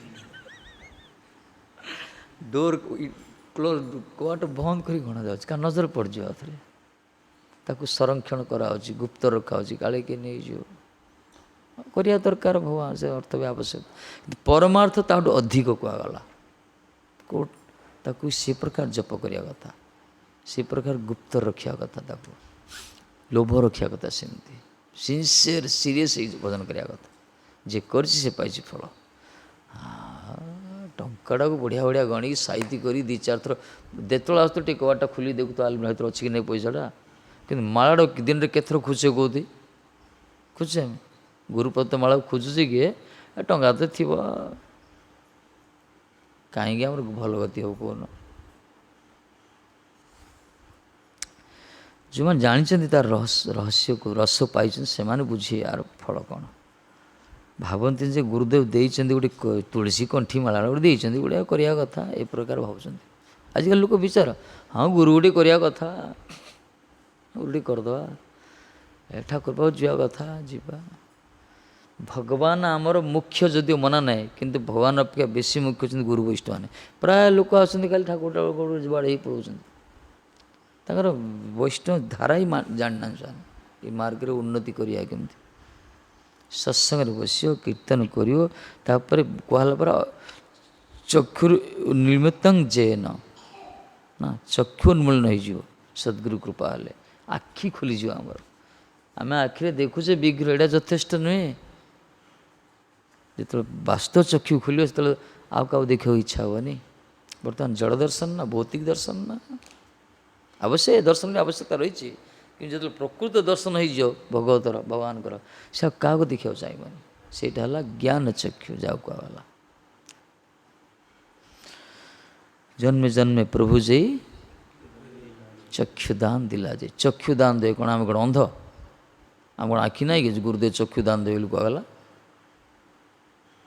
ନାଇଁ ଚକ୍ଷୁଟାକୁ ପରିବର୍ତ୍ତନ କରିବେ ଆମର ଦୃଷ୍ଟିଭଙ୍ଗୀଟା ପରିବର୍ତ୍ତନ କରିବେ ଦୃଷ୍ଟିକୋଣକୁ ପରିବର୍ତ୍ତନ କରିବେ ଆମର ଚିତ୍ତବୃତ୍ତିର ଯେଉଁ ପ୍ରବୃତ୍ତି ରହିଛି ନା ତାକୁ ପରିବର୍ତ୍ତନ କରାଯିବ ଆମ ଭିତରେ ଭୌତିକତାକୁ ନଷ୍ଟ କରି ତା ଭିତରେ ପରମାର୍ଥ ବିଷୟକୁ ସେ ପ୍ରବେଶ କରିବେ ଧୀରେ ଧୀରେ ଆମ ବୁଦ୍ଧି ମାର୍ଜିତ ହେବ ତାପରେ ଆମେ ଜାଣିପାରିବା ବାସ୍ତବରେ ଭଗବାନଙ୍କ କିଏ ସାଧୁ କିଏ ଗୁରୁ କିଏ ବୈଷ୍ଣବ କିଏ ଜୀବନର ମୂଲ୍ୟ କ'ଣ ବୁଝିପାରିବା ଯେଦିନ ପର୍ଯ୍ୟନ୍ତ ଆମେ ଭାବିଛେ ଜୀବନରେ ଅର୍ଥ ହିଁ ମୂଳ ସେଦିନ ପର୍ଯ୍ୟନ୍ତ ସଂସାର ଘାଣ୍ଟିକି ମରିବା ଯେଉଁଦିନ ଆମର ଅନୁଭବ ହେଇଯିବ ଜୀବନରେ ପରମାର୍ଥ ହିଁ ଆମର ଆବଶ୍ୟକ ପ୍ରୟୋଜନ ସେଦିନଟା ଆମର ଆଧ୍ୟାତ୍ମିକ ଜୀବନର ବୁନିଆଦି ପଡ଼ିଲା ଆରମ୍ଭ ହେବ ପ୍ରାୟ ଲୋକଙ୍କର 99% ଲୋକଙ୍କର ଜୀବନର ମାନଦଣ୍ଡ ଖାଲି ଅର୍ଥ କିନ୍ତୁ ସେ ଭିତରେ ଅନୁଭବ ଯେଉଁମାନେ ଅନୁଭବ କରୁଛନ୍ତି ଅର୍ଥ ତ ଆବଶ୍ୟକ ଦରକାର କିନ୍ତୁ ପରମାର୍ଥ ହେଉଛି ବାସ୍ତବରେ ମଣିଷ ଜୀବନର ଚରମ ପରମ ପ୍ରୟୋଜନୀୟ ବସ୍ତୁ ପରମାର୍ଥ ମାନେ ଭଗବତ ଭଜନ ସେବା କୀର୍ତ୍ତନ ଏ କଥା ଯେଉଁମାନେ ବୁଝିଛନ୍ତି ସେମାନେ ଭାଇ ତାଙ୍କ ଜୀବନରେ କେହି ଅଶାନ୍ତି ନାହିଁ ତାଙ୍କ ଜୀବନରେ କୌଣସି ଅସୁବିଧା କିଛି ନାହିଁ ଭଗବାନ ତାକୁ କରିବେ ତାର କରୁଛନ୍ତି ମଧ୍ୟ ଉନ୍ମତ୍ତ ସେମାନେ ଉନ୍ମତ୍ତ ଅବସ୍ଥା କ'ଣ କରୁଥିବେ କେତେବେଳେ କ'ଣ କରୁଥିବେ ଆଉ ଜଡ଼ କରିଦେଲେ ଜଡ଼ କରିଦେଲେ ଲୋକ ଯାଉ ଜଡ଼ ମାନେ ବସିଥିଲେ ବସିଥିବ ଖାଉଥିଲେ ଖାଉଥିବ ଜଡ଼ ହେଇଯିବ ଏ ଭଗବାନଙ୍କର ଏଇ ନିଶ୍ଚୟ ତାଙ୍କୁ ଯିଏ ଦର୍ଶନ କରୁଛି ନା ତାଙ୍କୁ ଯିଏ ଦେଖୁଛି ଯାହା ମନ ଭିତରେ ଯାହା ସ୍ମୃତି ହେଉଛନ୍ତି ସିଏ ତାର ସବୁ କ୍ରିୟା ବନ୍ଦ ହେଇଯିବ ସେ ଯେଉଁ ଉତ୍ପଟାଙ୍ଗ ହେଉଥିଲା ଜଗତରେ ଦୌଡ଼ା ଦୌଡ଼ି ଛୋଟା ଛୋଟି ଏସବୁ ଚାଲିଛି ନା ସବୁ ବିଭିନ୍ନ ପ୍ରକାର ଅଭିମାନ ବିଭିନ୍ନ ପ୍ରକାର ଇଏରେ ଯେତେବେଳେ ବାସ୍ତବରେ ଭଗବାନର ସୁଖ ତାକୁ ମିଳିଯିବ ଭାଇ ତାର ସବୁ ନାଟକ ବନ୍ଦ ହେଇଯିବ ସ୍ଥିର ହେଇଯିବ ସିଏ ଆଉ କୁଆଡ଼େ ଯିବ ତା ପାଖରେ କରୋଡ଼ କରୋଡ଼ ଟଙ୍କା ଦେଇଦିଅ ସାରା ଜଗତର ଐଶ୍ୱର୍ଯ୍ୟ ବିଭୂତି ସବୁକିଛି ତା ପାଖରେ ଲୁଟି ଦିଅ ନା ସେ ବିଚଳିତ ହେବ ନା ସେ ଅସ୍ଥିର ହେବ ନା ସେଥିରେ ସେ କୌଣସି ଗର୍ବୋନ୍ନତ ହେବ କାହିଁକିନା ଭଜନର ମାର୍ଗ ଏଇ ପ୍ରକାର ତାକୁ ପୁରା ତାକୁ ଜଡ଼ କରିଦେବ ସ୍ଥିର କରିଦେବ ତାକୁ ଏଇ ମାର୍ଗ ଏଇ ପ୍ରକାର ସେ ସ୍ଥିତି ଗଲେ ହିଁ ଅନୁଭବ କରିପାରିବା ଜୀବନର ସ୍ୱାଦ କ'ଣ ସେଥିପାଇଁ ତାକୁ ତିଆରି କରାହେଇଛି କ'ଣ ମଦରାଣ୍ଡିଆ ବୁଝୁଛି ନା ନାହିଁ କିଛି ଶୁଣିଲେ ସିନା ବୁଝିବ ପ୍ରତିଦିନ ଆସିକିରି ବୈଷ୍ଣବ ଧର୍ମ ସମସ୍ତେ ସଂସ୍କାର ନଥିଲେ ଆସିପାରିବନି ଏ ପଥକୁ। କିନ୍ତୁ ସେଇମାନେ ବୈଷ୍ଣବ ତ ବୁଝିପାରିବେ ଯେଉଁମାନେ ବୈଷ୍ଣବ ସଙ୍ଗଲାଭ କରନ୍ତି, ମାନେ କଥା ଶୁଣନ୍ତି, କୀର୍ତ୍ତନ ସତ୍ସଙ୍ଗ ଯେଉଁମାନେ କରନ୍ତି, ଧୀରେ ଧୀରେ ଦେଖିବ ଧୀରେ ଧୀରେ ଶୋଧନ ହେବ, ବୁଝିପାରିବା ବହୁତ କିଛି ଅନୁଭବ ହେଇଯିବ ଧୀରେ ଧୀରେ। ଅତଏବ କେ କାହା ତାହାକେ ଦୟାଳୁ ବୋଲେ ତିନି ମହାଚୋର ହି ୟା ବ୍ୟଞ୍ଜସ୍ତୁତି। ବିଶ୍ୱନାଥ ବ୍ୟଙ୍ଗ କରି କହୁଛନ୍ତି, କିଏ ତାଙ୍କୁ ଦୟାଳୁ କହୁଛି? କମ୍ବା ଦୟାଳୁଙ୍କୁ ଶରଣ ପଜ। ଆରେ ସେ ଦୟାଳୁ ନାହିଁ, ପକ୍କା ଚୋର ସିଏ। ଏ ଯେଉଁ ଶ୍ରୀକୃଷ୍ଣ ନା, ମାନେ ଚୋରାଗ୍ରଗଣ୍ୟଂ ପୁରୁଷଂ ନମାମି, ପରମ ଚୋର ସିଏ। କ'ଣ ଚୋରିଲେ? ମେଘର ଶ୍ୟାମଳ ବନୁ ଚୋରି ଦେଲେ, ରାଧାରାଣୀଙ୍କର ଭାବ ଚୋରି ନେଇଗଲେ। କମ୍ ଚୋରିଛନ୍ତି କି? ଖାଲି ସେତିକି ନାହିଁ, ଯିଏ ତାଙ୍କୁ ଆସିବ ତାର ଧନଞ୍ଚ ମାନଞ୍ଚ ତଥେନ୍ଦ୍ରିୟାଣୀ ପ୍ରାଣଞ୍ଚ ହୃତ ମମ ସର୍ବମେବ। ମୋର ଧନ ନେଲ, ପ୍ରାଣ ନେଲ, ଜୀବନ ନେଲ, ସବୁ ନେଲ, ଶେଷରେ ପଳାଏ। ସବୁ ନେଲା ପରେ, ସବୁ ଛାଡ଼ି ଆସିଲା ପରେ ତୁମେ ଛାଡ଼ିକି ପଳାଉଛ, କୁଆଡ଼େ ଯିବ? ରୁହ ତମେ। ଏମିତି ନା, ଏମିତି ହେଉଛି। ଯିଏ ତାଙ୍କୁ ଭଲ ପାଇବ, ତାକୁ ତା ମନଟାକୁ, ତା ପ୍ରାଣଟାକୁ, ତା କାନଟାକୁ, ତାର ପାଟିଟାକୁ, ସବୁଥିରେ ହରଣ କରିବେ। ସବୁ ହରଣ କରି ନେଇଗଲା ପରେ ସେ ଚୁପ୍ ହେଇଯିବ। ଇଏ କ'ଣ କରିବ? ଛଟପିଟି ହେବ। ଏ ଛଟପଟାହଟ ତାଙ୍କ ବିରହରେ ତାଙ୍କୁ ଭଲ ଲାଗେ ଦେଖିବା ପାଇଁ। ଏଇ ହେଉଛି ପ୍ରେମ ମାର୍ଗ, ଏଇ ହେଉଛି ମହାପ୍ରଭୁଙ୍କ ଧାରା। ସେଥିପାଇଁ ଭକ୍ତ କହେ, କୁଆଡ଼େ ଯିବ ତୁମକୁ ହୃଦୟରେ ବାନ୍ଧିକି ରଖିବେ। ପକ୍କା ଚୋର ସିଏ ତାଙ୍କ ଭଳିଆ। କିନ୍ତୁ ଏଇ ଚୋର ଜଗତର ସାଧାରଣ ଚୋର ନାହିଁ। ଏ ଶାଗ ପଖାଳ ସେ ଚୋରିଲା ବେଳେ, ମୋବାଇଲ ଲ୍ୟାପଟପ୍ ଚୋରିଲା ବେଳେ ଚୋର ନାହାନ୍ତି। ଏଇ ଚୋର ଜଗତର ଚୋର, ଦୁଃଖ ଦେଇଦିଏ। ଜଗତର ଚୋର ଦୁଃଖ ଦିଏ, କିନ୍ତୁ ଇଏ ଏମିତି ଚୋର, ସେ ଆନନ୍ଦ, ପ୍ରଥମେ ଆନନ୍ଦ ଦେବେ। ଜଗତର ଚୋର ପ୍ରଥମେ ଚୋରି କରିକି ପରେ ଦୁଃଖ ଦେବେ। ଇଏ ଚୋରି କରିବା ପୂର୍ବରୁ ଆନନ୍ଦ ଦେଇକି ତାପରେ ଚୋର କରିବେ। এই ପ୍ରକାର ଚୋର, ପ୍ରଥମେ ଆନନ୍ଦ ଦେବେ ତାପରେ ଚୋରି କରିବେ।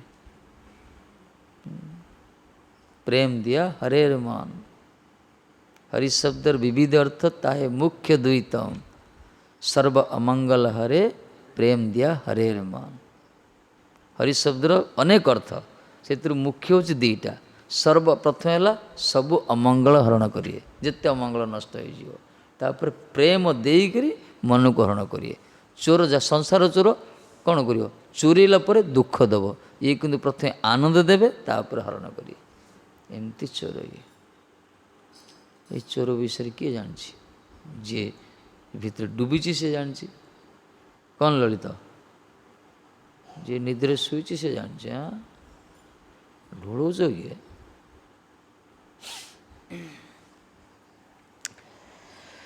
ଏମିତି ଚୋର ଇଏ। ଶାଗ ପଖାଳ ଚୋର ନାହାନ୍ତି ଭାଇ, ପକ୍କା ଚୋର। ସିଏ ତ ମନଟାକୁ ଚୋରି ଦିଏ। କମ୍ ବଡ଼ କଥା କିଏ? ମନ ଚୋରିଆଟାକୁ, ହୃଦୟକୁ ଚୋରିଆ, ମନକୁ ଚୋରିଆ, ସେମିତି ପକ୍କା ଖେଳୁଆଡ଼େ ଚୋର ନହେଲେ ଚୋରି ପାରିବନି। ଲୋକାଲ ଆଜିକାଲି ସାଧାରଣ ଚୋରମାନେ, ଏମାନେ ବୁଦ୍ଧିଟାକୁ କଟେଇକି ଦୁନିଆ ସବୁ ବ୍ୟାଙ୍କ ଫ୍ୟାଙ୍କ ଲୁଟ୍ କରନ୍ତି, ସବୁ କିଛି ଚୋରି ଫୋରି ନେଇଯାଆନ୍ତି ଯାହା କିଛି। କିନ୍ତୁ ମନକୁ, ଜଣକୁ ହୃଦୟକୁ ଚୋରେଇବା, ଜଣକୁ ମନକୁ ଚୋରେଇବା, ଇଏ ଗୋଟେ ଅଲଗା ଆର୍ଟ ଗୋଟେ। ସେ ଆର୍ଟିଷ୍ଟ ହେଉଛନ୍ତି ଠାକୁରଜୀ, ଓସ୍ତାଦ ସେ ଏଥିରେ, ପୁରା ଓସ୍ତାଦ। ଯିଏ ତାଙ୍କ ପାଖକୁ ଯାଇଛି ସବୁ ତାଙ୍କ ପାଖରେ ପଡ଼ିକି ଅଛନ୍ତି।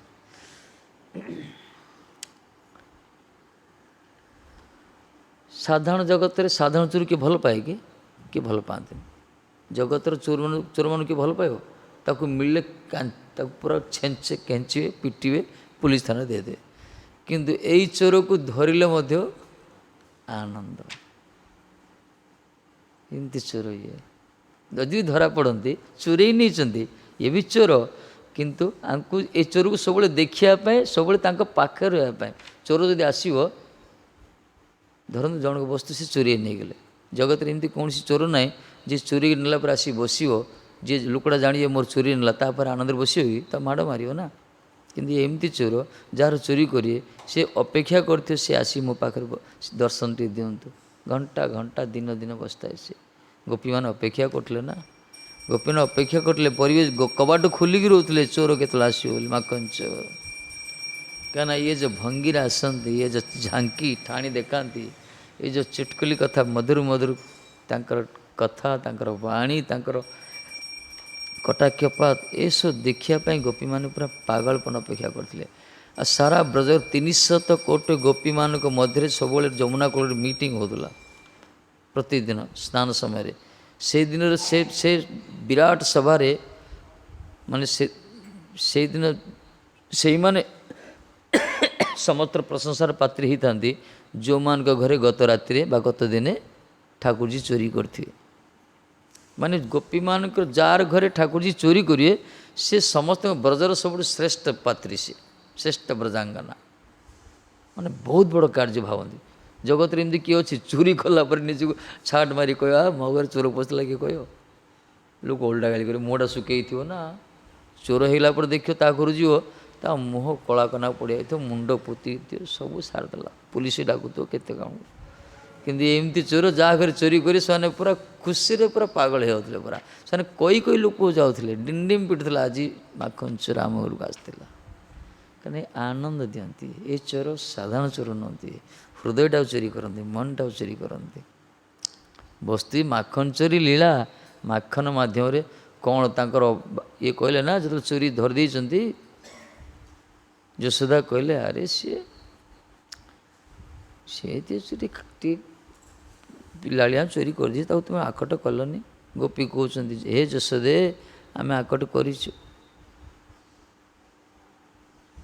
यशोदा कहते से क्षुधार्थ थी तुम टे जाचिलनी गोटे को जोशी कहती गोपी से भी हे जोशी मुझे कली मु कहली हे हे कृष्ण हे तुम काम माखन टी नहीं देली निने खाईदि तुम से कौन कहले जान कौन कहले ए गोपी तू कौन भाव भिखारी ना कौन अरे मो बापार 13 लाख गाई अच्छा नंदराजार पुओ मो घर कौन माखन ना तो घर आसबि भावुँ कौन मत ये प्रकार से उत्तर दिए तार तो माखन चोरी क्यों जाइना सी कहते ना मो बापार 13 लाख गाई अच्छा जो विशेषकर तो तुम सारा ब्रजरे सेमती गाई न पद्मगंधा गाभीर दुग्धपान करते ठाकुर जी केवल से नंदबाबा पाखे आका पाखे ना से गाय गोमाता जहाँ जो गोमातार शरीर पद्मिनी सुगंध बाहर पद्म फूल सुगंध बाहर ये साधारण घास जी खाऊ ना जो गोमाता खाऊ खाली सुगंधी घास जहाँकर सबकि सुगंध विरल बर्तमान जगत से गाय गोमाता ना थी बर्तमान कहले मो बापा कौन ना आ चोरी कौन करते गोपी मानकर मन को चोरी करते हृदय को चोरी करते ये चोरी लीला माध्यम से जो चोरी माध्यम जो लीला प्रकाश कले से आज पर्यंत से कथा को कीर्तन कर साधु मान भक्त आनंद पाँच चोर किए पूजा करी किए देखी किए चोरटा किए पूजा करुँच हाँ एमती चोरिया को पूजा कराऊँच बोले कि प्रकार चोर देख ये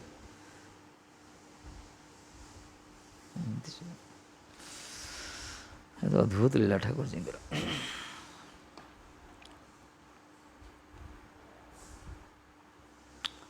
हाँ कीर्तन करिया घंटा टे श्लोकटा काली की सर बोधे कि परदिन सर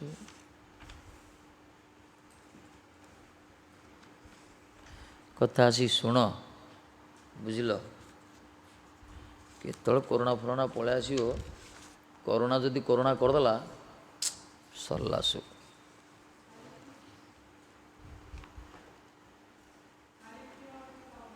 हाँ काली के आज्ञा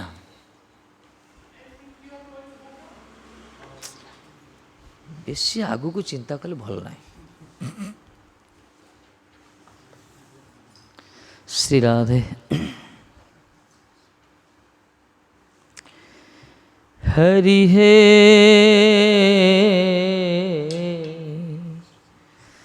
तुमी जगतर पिता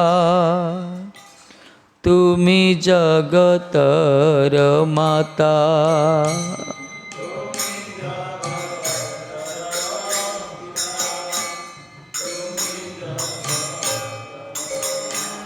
प्रभु तुमी जगतर पिता तुमी जगतेर माता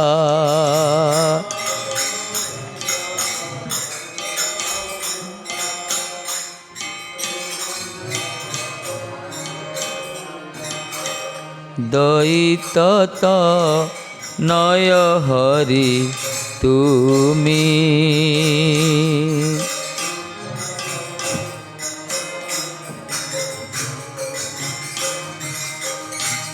তুমি শ্রুহুন মিত্র গুরু, তুমি গতি কল্পতরু।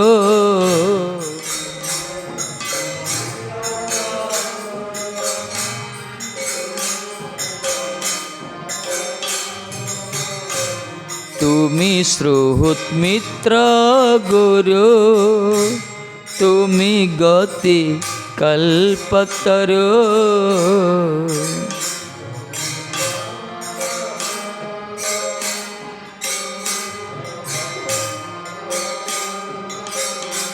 তদীয় সম্বন্ধ মাত্র আমি,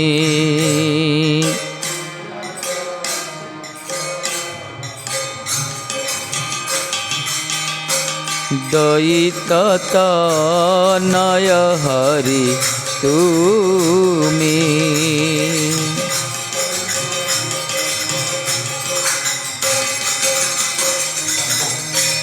তব ভৃত্য পরিজন, গতি প্রার্থী অকিঞ্চন।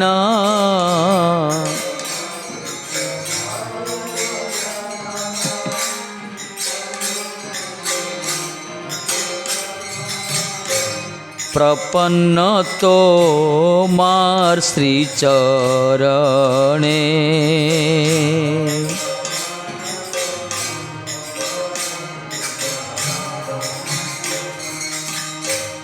তব সত্য তব ধন, তোমার পালিত জন।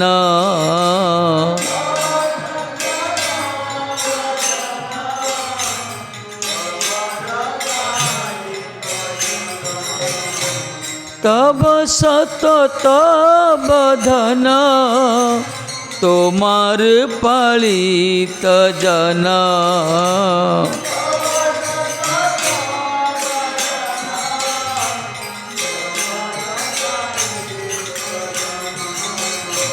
আমার মতা তব জনে, আমার প্রভু প্রপন্ন তোমার শ্রীচরণে।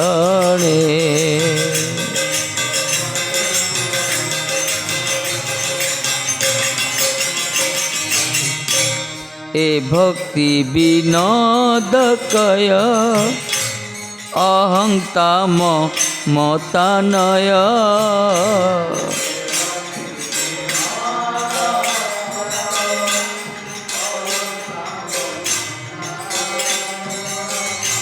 শ্রীকৃষ্ণ সম্বন্ধ অভিমানে।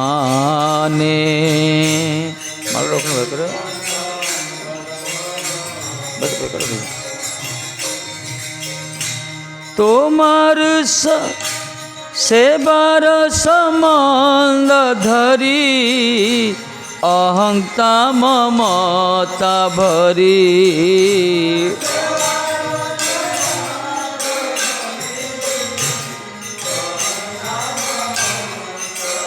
প্রভু সেবার সম্বন্ধ ধরি, অহং তাম মতা করি।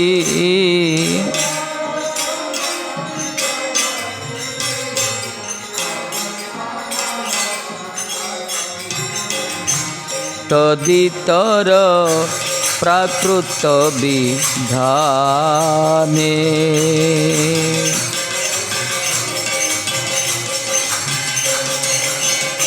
হরে শ্রীকৃষ্ণ সম্বন্ধ অভিমানে।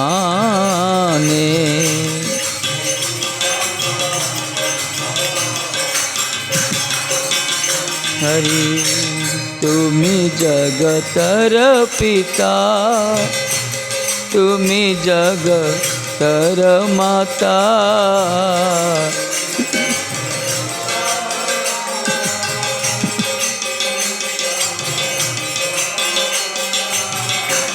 दयिततनय हरि तुमी।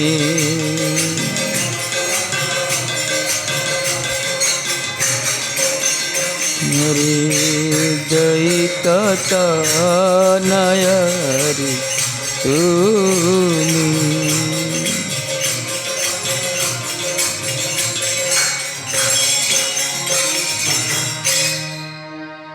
पिता त्वं माता त्वं दयिततनयस्तं प्रियस्रोद्भूमेव त्वं मित्रं गुरुरपि गतिश्चाभिजगतं। त्वदीयस्तदभृत्यस्तव परिजनस्तद्गतिरहं प्रपन्नस्यैवंसतोऽहम् अपि तवैवास्मि भरः। स्तोत्र रत्नर। हरि हे तुम्ही जगतर पिता, तुम्ही जगतर माता, दयित तनय हरि तुम्ही। भक्ति ठाकुर कहते हे हरि तुम्हें ही जगतर पिता, तुम्हें ही जगतर माता अट। तुम्हें माता, तुम्हें पिता, तुम्हें ही जगतर प्रियतम, समस्तंकर प्रियतम तुम्हें। दयित तनय हरि तुम्ही। तुम्हें ही पुत्र दयित तनय। हे हरि तमें ही पुत्र, तमें ही प्रियतम, तमें ही जगतर माता, तमें ही जगतर पिता। तेणु तुम्ही श्रुत मित्र गुरु, तुम्ही गति कल्पतरु, तदीय संबंध मात्र आमी। तापर कहते तुम्हें ही परम बंधु। हे प्रभु तमें ही परम बंधु, तुम्हें ही जगतर गुरु, जगत गुरु कहगला। तुम्हें ही समस्तंकर उपाय, तुम्हें ही समस्तंकर बांछा कल्पतरु अटे। तुम सहित संबंध हेतु मोर अस्तित्व रही। तुम सहित मोर संबंध अच्छी, तेणुक मोर अस्तित्व, अस्तित्व माने शरीरटा रही। तुम सहित जो संबंध रही शरीरटा मरीज, पचिज, नष्ट हो, मृत बोली घोषणा करा। आत्मा अच्छी रही ना शरीरटा। भारतीय जगत से भक्ति ठाकुर कहते आमार बोलिते प्रभु आर किछु नाई, तुमी तो आमार माता पिता बंधु भाई। कहले ना तमें ही मोर माता, तमें ही पिता, तमें ही बंधु, तमें ही भाई। मोर बोली किछु नाई प्रभु। कहले भगवत संबंधी जिते स्वजन परिजन सब रही। ये कहते तमें ही सब कुछ, तुम सहित मोर संबंध अच्छी, तेणु मोर अस्तित्व। जो दिन तो भगवान का संबंध च्युत हो से दिन तो आम विच्युत हो। संबंध तो च्युत हेनी, भगवान सहित तो जीवर संबंध नित्य कहगला, किंतु आम ताको बुझी पारने, स्मरण होनी आमर। ये संसार को आम बारंबार आसुचे, संसार को भल लगुचे आमको। जदि सद्गुरु कृपारू आम अनुभव करिपारिया वास्तव तांको सहित संबंध आमर नित्य, से आम प्रकृत आनंद मिले, आमको शांति मिले से। तब भृत्य परिजन गतिपार्थ्य किंचन प्रपन्न तुमार श्री चरण। तुमर सेवक महाराज, तुमर सेवक, तुमर परिकर, तुम चरण ही निजर गति प्रार्थना करुवा व्यक्ति, जार तम छड़ा किछि भी नहीं। तब सत्व तब धन, तुमार पालित जन, आमार ममता तब जने। से समस्ते तुम चरण रे शरणागत अटंती। कहते तुमर सेवक जी जी तुम सेवा करुची, तुमर परिकर, तुमर पार्षद जो माने, तुम चरण ही निजर गति प्रार्थना करुवा व्यक्ति, सतता गति आपण को चरण ही जी संपूर्ण शरणागत महाराज, जार कौन सी गति ना, आपण चरण कमल पड़ी रही था जी, जार तुम छड़ा कि गति ना। तुम उपेक्षिले ना तो कि गति, तुम जो उपेक्षा कर तो गति कौन हम? तुम ही जार एकमात्र गति, से समस्ते तुम चरण शरणागत अटंती। यही प्रकार तुम परिकर, तुम सेवक, तुम चरण रे जो माने निजर गति प्रार्थना करुचंती, जो मान तुम छड़ा जो मान कौन सी रास्ता नहीं, गति नहीं, पथ नहीं, मार्ग नहीं, से समस्ते आपण चरण शरणागत, से माने तुमर अस्तित्व अटंती। एथिपाई सेमाने अस्तित्व भगवान अस्तित्व होचंदी एई भक्त माने तार यदि तुम सेवक भक्त परिकर पार्षद शरणागत यदि कई रही ताहले तुम अस्तित्व रही वाह केते सुंदर कहते भगवान को अस्तित्व भगवान निजे कहले कौन साधुना हृदय मह्यं साधु मान मोर हृदय बोली कहले यदि साधु मान न रहे हृदयटा रही तार अर्थटा ना तार तो भक्त पाई भगवान भगवान को जो भक्त भगवान तो नित्य शाश्वत सनातन किंतु विशेषकर भगवान महिमा ही जगत कीर्तित होची भक्त जोग एथिपाई कहते तुम सेवक परिकर तुम चरण शरणागत भक्त जो मान आपण चरण कमल छा गति नहीं से माने ही आपणकर अस्तित्व से माने ही तुमर अस्तित्व अटंती जिंदा आमर आत्माटा शरीर अस्तित्व ना कौन आत्मा अच्छे बोली शरीरटा विद्यमान आत्मा जो नथा शरीरटा पचिज नष्ट हो भगवान को अस्तित्व एक प्रकार संत माने इतने भगवान निजे कहते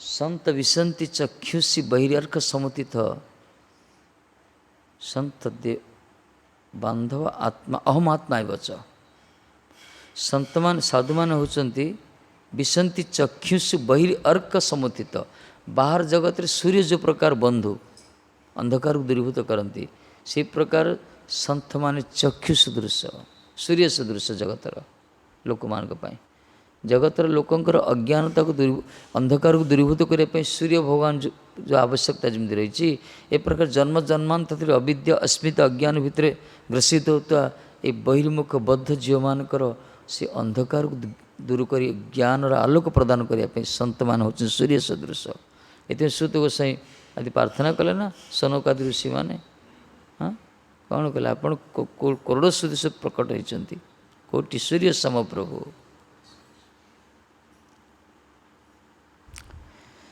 खाली कहते भगवान कहले से मोर आत्मा बोली कहले देवता बांधवा अहम आत्मा एवच से माने देवता से माने बंधु साधु माने यहाँ तक कि कहले आत्मा से माने मोर महात्मा स्वरूप वर्णना कराई से माने तुमर परम धन अटंती कहते हे प्रभु तब सत्व तब धन से साधु माने तुम परम धन भक्त माने वैष्णव माने प्रजा नथिले राजा किए पचारे कौन प्रजा जो तो राजा ना शिष्य जो तो गुरु ना भक्त जो तो भगवान ना ना एका भगवान था किए पचारता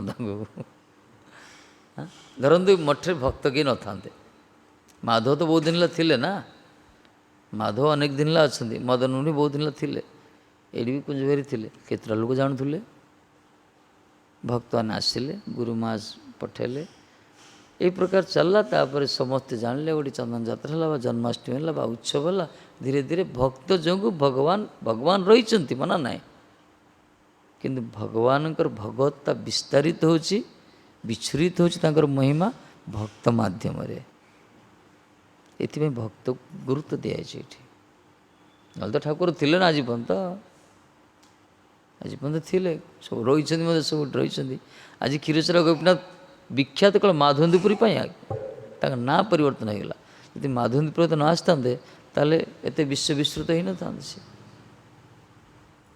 साक्षी गोपाल आज विस्तृत कौन पाए साक्षी दे तो भक्त पाए भगवान भक्त पाए प्रतिष्ठित बास ना सबुठी विग्रह सबुठी अच्छा आज्ञा सब रही मना ना फटो भितर अच्छा मार्केट गले कंडे किणला के विग्रह मिलूँ सब सबुठी मिलते ना छोटिया छोटिया जगन्नाथ देखे देखो ना पूरी जो बोले रथयात्रा समय कि लक्ष लक्ष जगन्नाथ बिक्री हो एड़िकी एड़िकी एड़िकी एड़िकी एड़िकी सब किंतु से जगन्नाथ से प्रकाशित होती जो भक्त भक्त जहाँ निजर कर विशेषकर भक्त भगवान प्रकट होती सब विग्रह विग्रह तो न थाए सब विग्रह विग्रह तो न थाए सब गुरु पर गुरुत्व न थाए सब व्यक्ति पाखे व्यक्तित्व न थाए जेहेतु कहुचे प्रकार तार किसी रही कि जो से प्रकार भक्त रही से प्रतिष्ठित विग्रह जे गुरुवर्ग प्रमाणिक गुरु कले पाखे रही से प्रकार स्थिति रही जीवंत कहगला देखे सेवा बंद हो जाओ कीर्तन भजन बंद हो जाओ तापर आसी देख कुंज बिहारी दर्शन कर माधव दर्शन कर एत आनंद मिल लगे जमी मठ छाड़ी ठाकुर कड़े पड़े अनुभव से प्रकार घर मुरबी नी जो प्रकार घर फांका फांका लगे से पूरा भक्त जब मठ मंदिर न रहा भगवान भी फांका फांका देला ना रथ यात्रा कले कौनटा बड़ काम गोटे कले कि पुलिस जाऊ नहीं कले ये जो कोरोना रथ यात्रा पुलिस जाऊ नहीं तुम कर वैभव देखेल गोटे ऐश्वर्य जगन्नाथ जाओ अरे भक्त टाणुले के सुंदर थिला कि कोरोना गोटे काढ़ भल निजे कल निजे भोगिल अवश्य आनंद पाइले सब भक्त मैंने सारा विश्व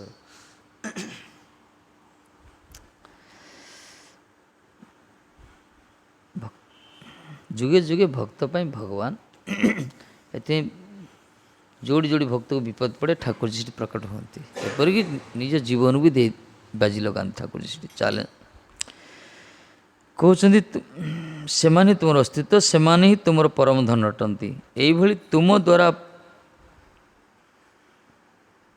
पालित व्यक्ति मान प्रति मोर ममता लगी रहू भक्ति ठाकुर कहते आमार ममता तब जने कहले हे प्रभु तुमर जन ये जो सेवक परिकर पार्षद तुम चरण छड़ जार गति ना तुम भजन जो मैंने करते जो मैंने आपणकर अस्तित्व जो मैंने आपणकर परम धन से महाभागवत परम वैष्णव साधु संत महात्मा मानकर चरण रे मोर मति रो मोर ममता तांको सहित सख्य हो मित्रता रो प्रेमा मैत्री कृपापेक्षा मित्रता करियो का सहित भक्त मान सहित करियो तब निज जन परम बांधव संसार कारागारे इस संसार कारागारे तुमर निज जन ही परम बांधव आउ किए बंधु ना जगत आमर भगवान भक्त ने आम परम बंधु ये भक्त प्रार्थना कर कहीं भगवान परम धन होती भक्त माने कहले परम धन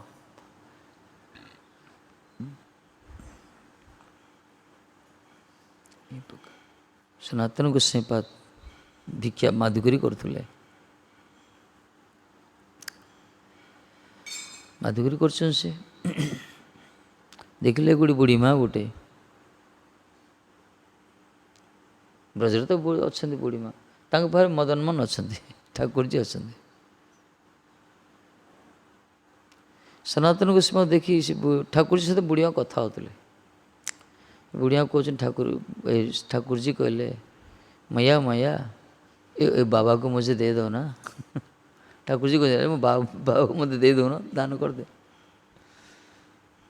आता को देख तू तो बुढ़ी हो गलु आ सेवा कर बाबा टे चांगा अच्छे टे मोर सेवा तो दे दे प्रकृति ठाकुर जी की इच्छा था सनातन गोस्वाई जावाई ये भी देखते ठाकुर जी ब्रजवासी पिला बाहर बस धूल गोड़ुंट मन भर टे लक्ष्य ये आसीगला तापर दिन बाबा डाकी सनातन गोस्वाई कहले बाबा बाबा ए बाबा ले लो ना ये ठाकुर जी हट कर रही है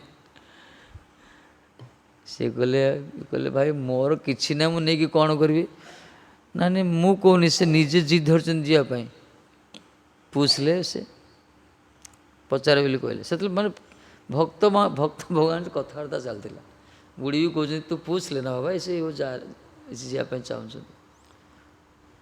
सनातन गोस्वाई ठाकुर जी इच्छा आ जाओ भाई आ जाओ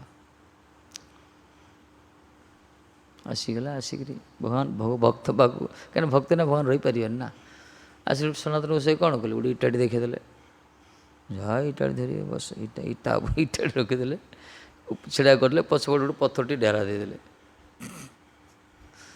बोले बस तो ये बाबा मस्ती भजन पहाड़ कौन माधुरी मिलले चनापणा दे दिखती अटा फटा टे ठाकुर जी दिने कहया पड़ा कहले ए बाबा एक तो राम रस दो ना नमक थोड़ा खाली अटाटा खाई हो कि नमक टे दियो भगवान मागुन ମାନେ କରୋଡ଼ କରୋଡ଼ ଲକ୍ଷ୍ମୀ ତାଙ୍କ ସେବା କରିବା ପାଇଁ ରେଡ଼ି ଅଛନ୍ତି। ସିଏ ଭଗବାନ 56 କୋଟି ଖାଇବା ଲୋକ ଆସିଛନ୍ତି। କପରଦକ ଶୂନ୍ୟ ସନାତନ ଗୋସାଇ ମହାତ୍ମାଙ୍କ ପାଖରେ ବସିଛନ୍ତି। ଇଏ ବି ଖାଉନାହାନ୍ତି, ସିଏ ବି ଖାଉନାହାନ୍ତି, ମାଗୁଛନ୍ତି। ଇଏ କହିଲେ ଦେଖ ଦେଖ, ଇଏ କହୁଛନ୍ତି ମୁझे पहले से मालूम था मेरे को, ମୁଁ ପ୍ରଥମରୁ ଜାଣିଥିଲି ତୁମେ ଏସବୁ ନାଟକ କରିବ। କହୁଛନ୍ତି ମୁଁ ପ୍ରଥମରୁ ଜାଣିଥିଲି ତୁମ ନାଟକ, ଏ ଚୁଟକୁଲି କଥା ତୁମର ରହିବ, ହଇରେ ତଙ୍ଗ କରିବ। ତୁମର ଯଦି ଭଲ ଭଲ ଖାଇବାର ଇଚ୍ଛା ଅଛି ଯାଉନ କୁଆଡ଼େ, ଯାଅ, ତୁମର ତ ସାରା ଦୁନିଆ ତୁମର ମହାରାଜ, ସାରା ବ୍ରହ୍ମାଣ୍ଡ ତୁମ ଯାଅ, କୋଡ଼ିକି ଯାଅ, ଭଜନ କରିନା ତୁମ ଏସବୁ ଖାଇବା ପତ୍ର କୁଆଡ଼ୁ। ଆଜି ନମକ ମାଗିଲ, କାଲିକି ମାଖନ ମାଗିବ, କାଲିକି ରାବିଡ଼ି ମାଗିବ, କାଲିକି ଆଉ କ'ଣଟା ଗାଡ଼ି ମାଗିବ, ଫ୍ଲାଇଟ୍ ମାଗିବ, ମୋବାଇଲ ମାଗିବ, କିଏ ତୁମ ଦେବ? କିନ୍ତୁ ଗୋଟେ କଥା, ସେ ସ୍ଥିତି ଆମର ନାହିଁ, ମନେ ରଖିଥାଅ, ଏ ସ୍ଥିତି ଆମର ନାହିଁ। କିନ୍ତୁ କଥାକୁ କୀର୍ତ୍ତନ କରାଯାଏ ଆସ୍ୱାଦନ କରିବା ପାଇଁ। ଠାକୁରଜୀ କହିଲେ ବାବା ଯେମିତି ଭଗବାନ ସେମିତି, ସେ ପଡ଼ିକି ରହିଲେ। ଦେଖନ୍ତୁ ସେ ତ ଇଟାଡ଼ି ଦେଇ ବସେଇ ଦେଲେ, କିଛି ଚାହିଁଲେନି। ତାପରେ ବୋଇତ ଯାଉଛି ଗାଡ଼ି, ଯମୁନାର ଷ୍ଟେସନରେ ବହୁତ ନଙ୍ଗର ଥିଲା, ବହୁତ ପାଣି ଥିଲା, ଷ୍ଟେସନ ଜାହାଜ ଚାଲୁଥିଲା। ଗୋଟେ ବେପାରୀ ଗୋଟେ ଆସିଛି, କୁଆଡ଼େ ବୋଇତ ବାଣିଜ୍ୟ କରିବା ପାଇଁ ଆସିଛି, ଆଉ ଜାହାଜ ଅଟିଗଲା, ଗଲାନି, ଆଗକୁ ଝଡ଼ ହେଇଗଲା। ସେ ପ୍ରାର୍ଥନା କରୁଛି କ'ଣ ଜାହାଜ କୁଟିଛି ହେଇଗଲା, ଚାଲୁନି କାହିଁକି? କିଛି ଲୋକ କହିଲେ ବାବା ଉପାୟ କ'ଣ? କେତେବେଳେ ଉପାୟ ଆଉ କିଛି, ସେ ବହୁତ ଚେଷ୍ଟା କଲା, ତାର ଇଞ୍ଜିନିୟର ମାନେ କିଛି ହେଲାନି, ନାବିକ ମାନେ। କେତେଜଣ କହିଲେ ଏଠି ଯେ ସିଦ୍ଧ ବାବା ଅଛି ଦେଖି, ତାଙ୍କ ପାଖକୁ ଯାଅ। ये आशीष सनातन गोस्वामी दंडवत कर ले, बाबा ऐसी इसी हाल है, मैं फंस गया जमुना के अंदर, आप कुछ कृपा कीजिए, जैसे रिलायंस स्टीमर चली हो जो प्रकार। से कहले अरे भाई कराने वाला वहाँ खड़े बैठे, वहाँ जा, जो जो कुछ कहना है उसे कह दो, हमको तंग मत करो। कहले ये कहले मदन मैंने बस आराम छिड़ा होती प्रार्थना कले। से आकाशवाणी है, आकाशवाणी है कौन, जदि तू मत अधा धन देदेबू ताहले मु तोर गाड़ीटा चलैदी जहाज ठाकुर तो विचित्र ठाकुर, तोर जदि बिक्री करू अधा मत 50% प्रॉफिट दरकार, लांच किया तोर अधा धन जब मत दे दो, माने विचित्र ऐसो ना महिमा प्रकाश होची। अधा धन जो दे दू ताहले पड़ियो। ये कहला हाँ महाराज जरूर दूंगा, संकल्प कला। ये संकल्प को झाड़े गाड़ी चला, घर घर आरंभ हो गला, ये गाड़ी साउंड शुभिला, जुआर ही पड़ा। तार सनातन बिक्री कर फेरला से लोकड़ा अधा धन देवी सनातन गोसाई कहते मुझे अधा धन नियंतु। ये कहला रहे मैं कहा क्या करूँ, एक काम करो मंदिर बना दे, मंदिर टी तैयारी करदेला, पैसा थिला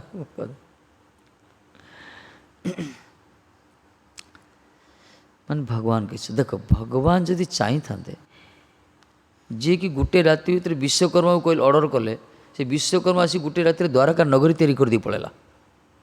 कालजवन से तो जलस फाइट समय ये कौन कर पार था, ये के तो कहते तुम अधा अधा धन दे मागुंट कौन पाई ना, भक्तर महिमा को प्रकाश कले। सनातन को से प्रकार भजनानंदी महात्मा थे, सी भी चाहते ठाकुर टे भल रुहतु। मुझे कहूली ना प्रथम मो सहित पढ़नी, तुम आस तुम ये खाया मिलूनी, रोया जगह ना, चाहूले भगवान टे भल रुहतु। मंदिर टे होगला, मंदिर बढ़िया खीरी पूरी भोग भी लगे, ये भजन कया भगवान सेमती भक्त को छाड़ी जाते।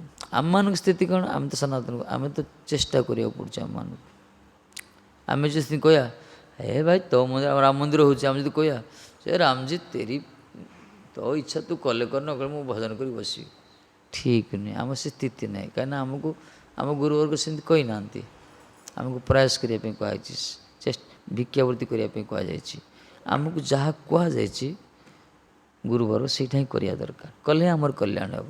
आम जो बड़ महाजन मानकर अनुकरण करिया ढंगी बाजी से भजन करते, स्फूर्ति होता, दर्शन करते, आम भजन कले दुनिया नाचुची, आम भितर नाचुची ना, संसार नाचुची। भजन करता करता रास्ता आखिड़ा पड़ा षंडी जाऊे भजन कले षंडा ही मन भर नाचो, किंतु घंटा घंटा ठाकुर चाहिए भजन कले ठाकुर नाचुना, ये हूँ आम मानसिक स्थिति। यही प्रकार आमर भजन घर नाचियो ना कौन, ये तो हरिभजन काल मोर खाली नाचुची, से पछ बिल्डिंग इटा सीमेंट से राम मंदिर केमती हो या नाचुची, मनटा साढ़े पशि अवश्य गोटे पजिट जहाँ भगवान कराऊँ। କିନ୍ତୁ ତାଙ୍କର ଘର କହୁଛନ୍ତି ତାଙ୍କ ଭଜନ କରୁଥିବ କ'ଣ ଘରଟା ନାଚୁଥିବ।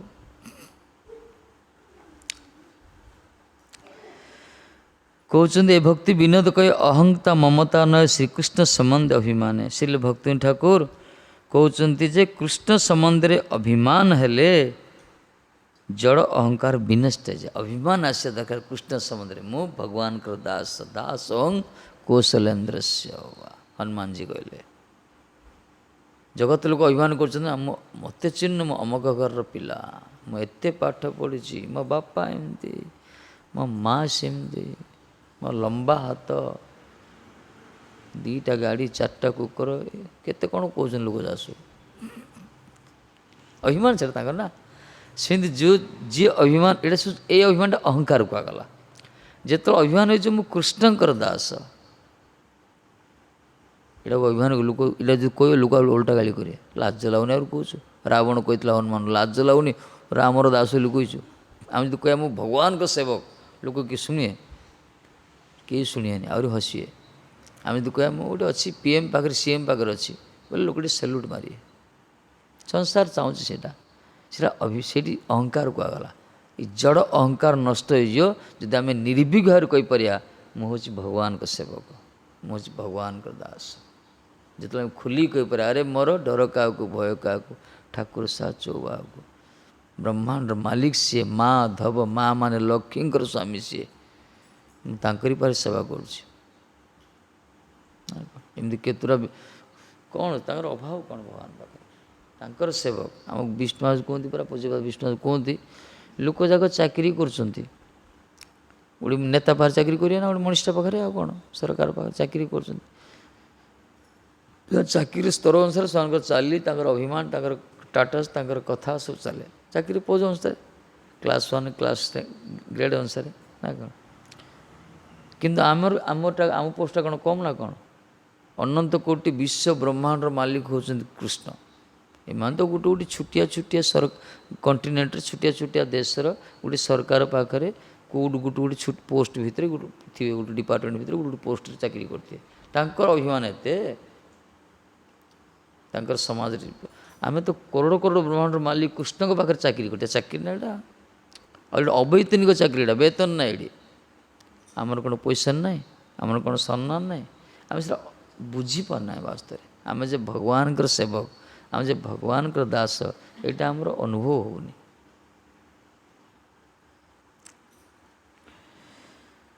ଏଣୁ କେବଳ ତୁମ ସେବା ଉଦ୍ଦେଶ୍ୟରେ ଅହଂତା ମମତା ପ୍ରକାଶ କରି ଇଏ କହିଲେ ତୁମାର ସମ୍ବନ୍ଧ ଧରି ଅହଂତା ମମତା ଦେଇ। ସଂସାର ଲୋକ ପାଖରେ ଅହଂତା ଅଛି, ମମତା ଅଛି। ଅହଂତା ମାନେ ମୁଁ, ମମତା ମାନେ ମୋର। ଅହଂତ ମମତ ହିଁ ସଂସାର, ମୁଁ ଆଉ ମୋର। କିନ୍ତୁ ଭକ୍ତି ଠାକୁର କହୁଛନ୍ତି ମୁଁ ଆଉ ମୋର କେବଳ ତମରି ସମ୍ବନ୍ଧରେ ପ୍ରଭୁ, ତୁମି ତ আমার আমি তো তোমার কি কাজ অপরাধনে। ବାସ୍ ତୁମେ ହିଁ ମୋର, ତୁମେ ମୋର, ମୁଁ ତମର, ତୁମେ ମୋର ପ୍ରଭୁ, ମୁଁ ତମର ସେବକ। ତମରି ସମ୍ବନ୍ଧରେ ମୋର ସବୁ ଅଭିମାନ। ମୋର ବି ଅହଂତ ଅଛି, ମମତ୍ୱ ରହିଛି, କିନ୍ତୁ ମୁଁ ନିଜକୁ ପରିଚୟ ଦେଉଛି ମୁଁ ଆପଣଙ୍କର ସେବକ ବୋଲି। ମୁଁ ଜଗତରେ ପରିଚୟ ଦେଉଛି ଆପଣ ମୋର ବୋଲି। ମୁଁ ଆପଣଙ୍କର, ଆପଣ ମୋର, ଏଇ ସ୍ୱାଭିମାନ ମୋର ରହିଛି କହିଲେ ଆପଣଙ୍କ ସମ୍ବନ୍ଧ ହେଇକି। ସଂସାର ଲୋକ କହୁଛନ୍ତି ନା ଏଇଟା ମୋର ଘର, ଇଏ ମୋର ପୁଅ, ମୋ ନାତି, ମୋ ଗାଡ଼ି। ଆମେ ସେମିତି କହିବା ଇଏ ମୋ ଠାକୁର, ମୋର ପ୍ରଭୁ, ଇଏ ମୁଁ ଭଗବାନଙ୍କର। ତା ଛଡ଼ା ସମସ୍ତ ମାଇକ ଅହଙ୍କାରକୁ ପରିତ୍ୟାଗ କରନ୍ତି। ଯଦି ଏଇ ପ୍ରକାର ଆସିଯିବ ନା ପ୍ରଭୁ କେବଳ ତମରି ସମ୍ବନ୍ଧରେ ମୋର ଅହଂତ ମମତ ରହିବ, ତାହେଲେ ଜଗତର ଯେତେ ମାୟାର ଅହଙ୍କାର ଅଛି ସବୁ ନଷ୍ଟ ହେଇଯିବ। ଏ ପ୍ରକାର ପ୍ରାର୍ଥନା କରୁଛନ୍ତି। ଚଲ କୀର୍ତ୍ତନ କର। ଶ୍ରୀ ରାଧେ। କ'ଣ ବୁଝିଲା? ବୁଝୁ ନ ବୁଝୁ ବସିଛ ତ ବହୁତ ବଡ଼ କଥା। ତାକୁ ତ ବସିଲ, ଏଇଟା ବଡ଼ କଥା। श्री राधे। हरे Krishna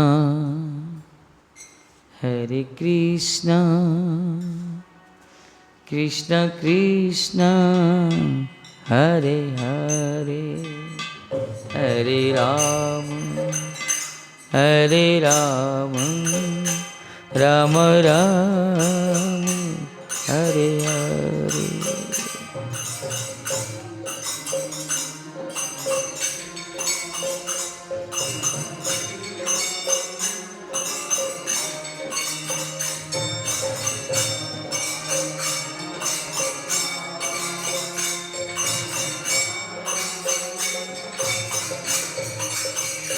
Hare Krishna, Hare Krishna, Krishna Krishna, Hare Hare, Hare Rama, Hare Rama, Rama Rama, Hare Hare.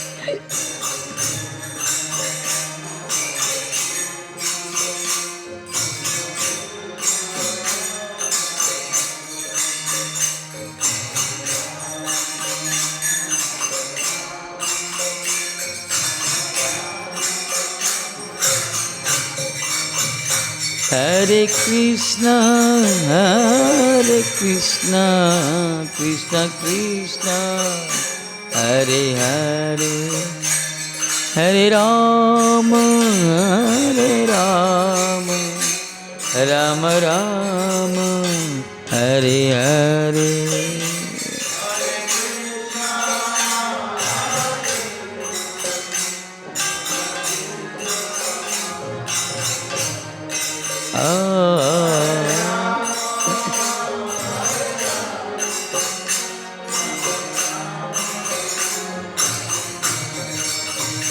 Hare Krishna, Hare Krishna, Krishna Krishna, Hare Hare, Hare Rama, Hare Rama, Rama Rama, Hare Hare.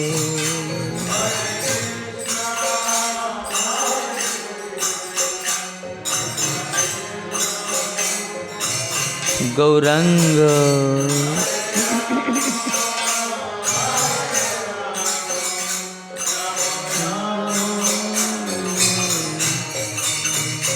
Hare Krishna, Hare Krishna, Krishna Krishna, Hare Hare, Hare Rama, Hare Rama, Rama Rama, Hare Hare.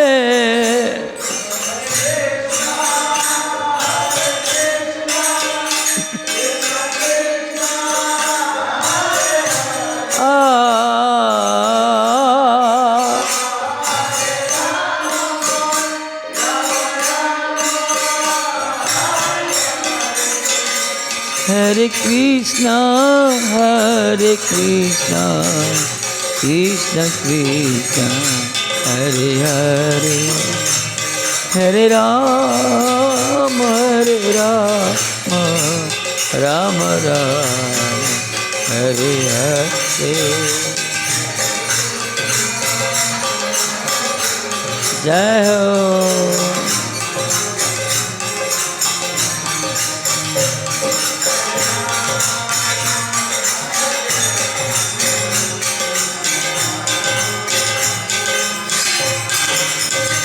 Hare Krishna, Hare Krishna, Krishna Krishna, Hare Hare, Hare Rama, Hare Rama, Rama Rama, Hare Hare.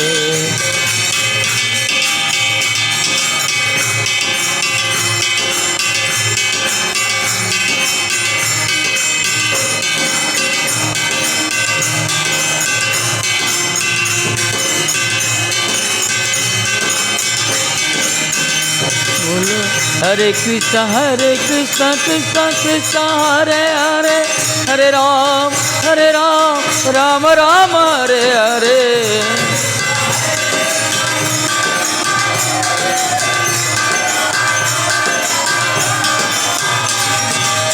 Hare Krishna, Krishna Krishna, Hare Hare, Hare Ram, Rama Rama, Hare Hare. Jai Ho.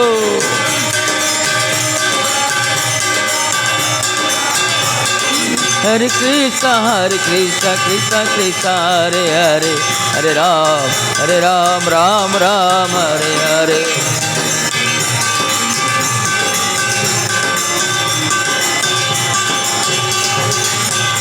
Jai Nita, Jai Go, Jai Nita, जागो।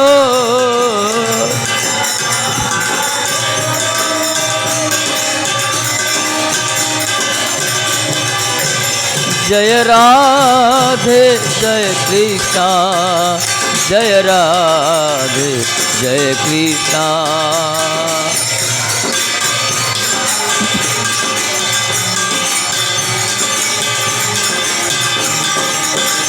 जय जय गुरुदेव श्रील गुरुदेव, जय गुरुदेव श्रील गुरुदेव।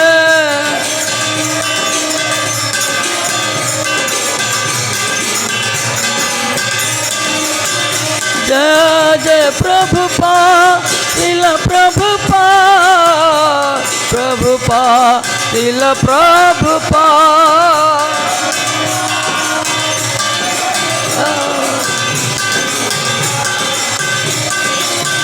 निताय गौर हरि बोल, हरि बोल, हरि बोल, हरि बोल।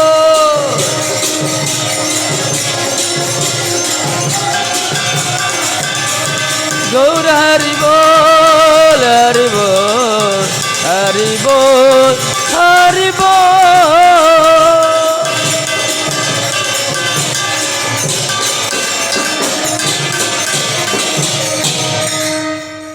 जय श्री श्री गुरु गौरांग अंधेरिका गिरिधारी राधा कुंज बेरे राधा माधव राधा मदन मन सरकार की जय। तदे पिता ते संध्या पाठ की श्रीमद् भागवत महापुराण तदे परंजपादन सुख से परीक्षित महाजी बलदेव विदेश विष्णु पर सिद्धर स्वामी की जय। जय श्री जगन्नाथ महाजी भक्ति ठाकुर महाजी विष्णु भक्ति पुरी से महाजी भक्ति सिद्धांत शक्ति से प्रभुपाद जी।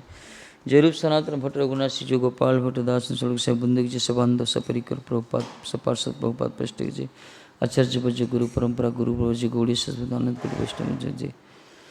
नवाचार्य श्री लरदास ठाकुर जी उज्जय श्री राधारणी बरसानी वर्षण जय जय श्री राधे।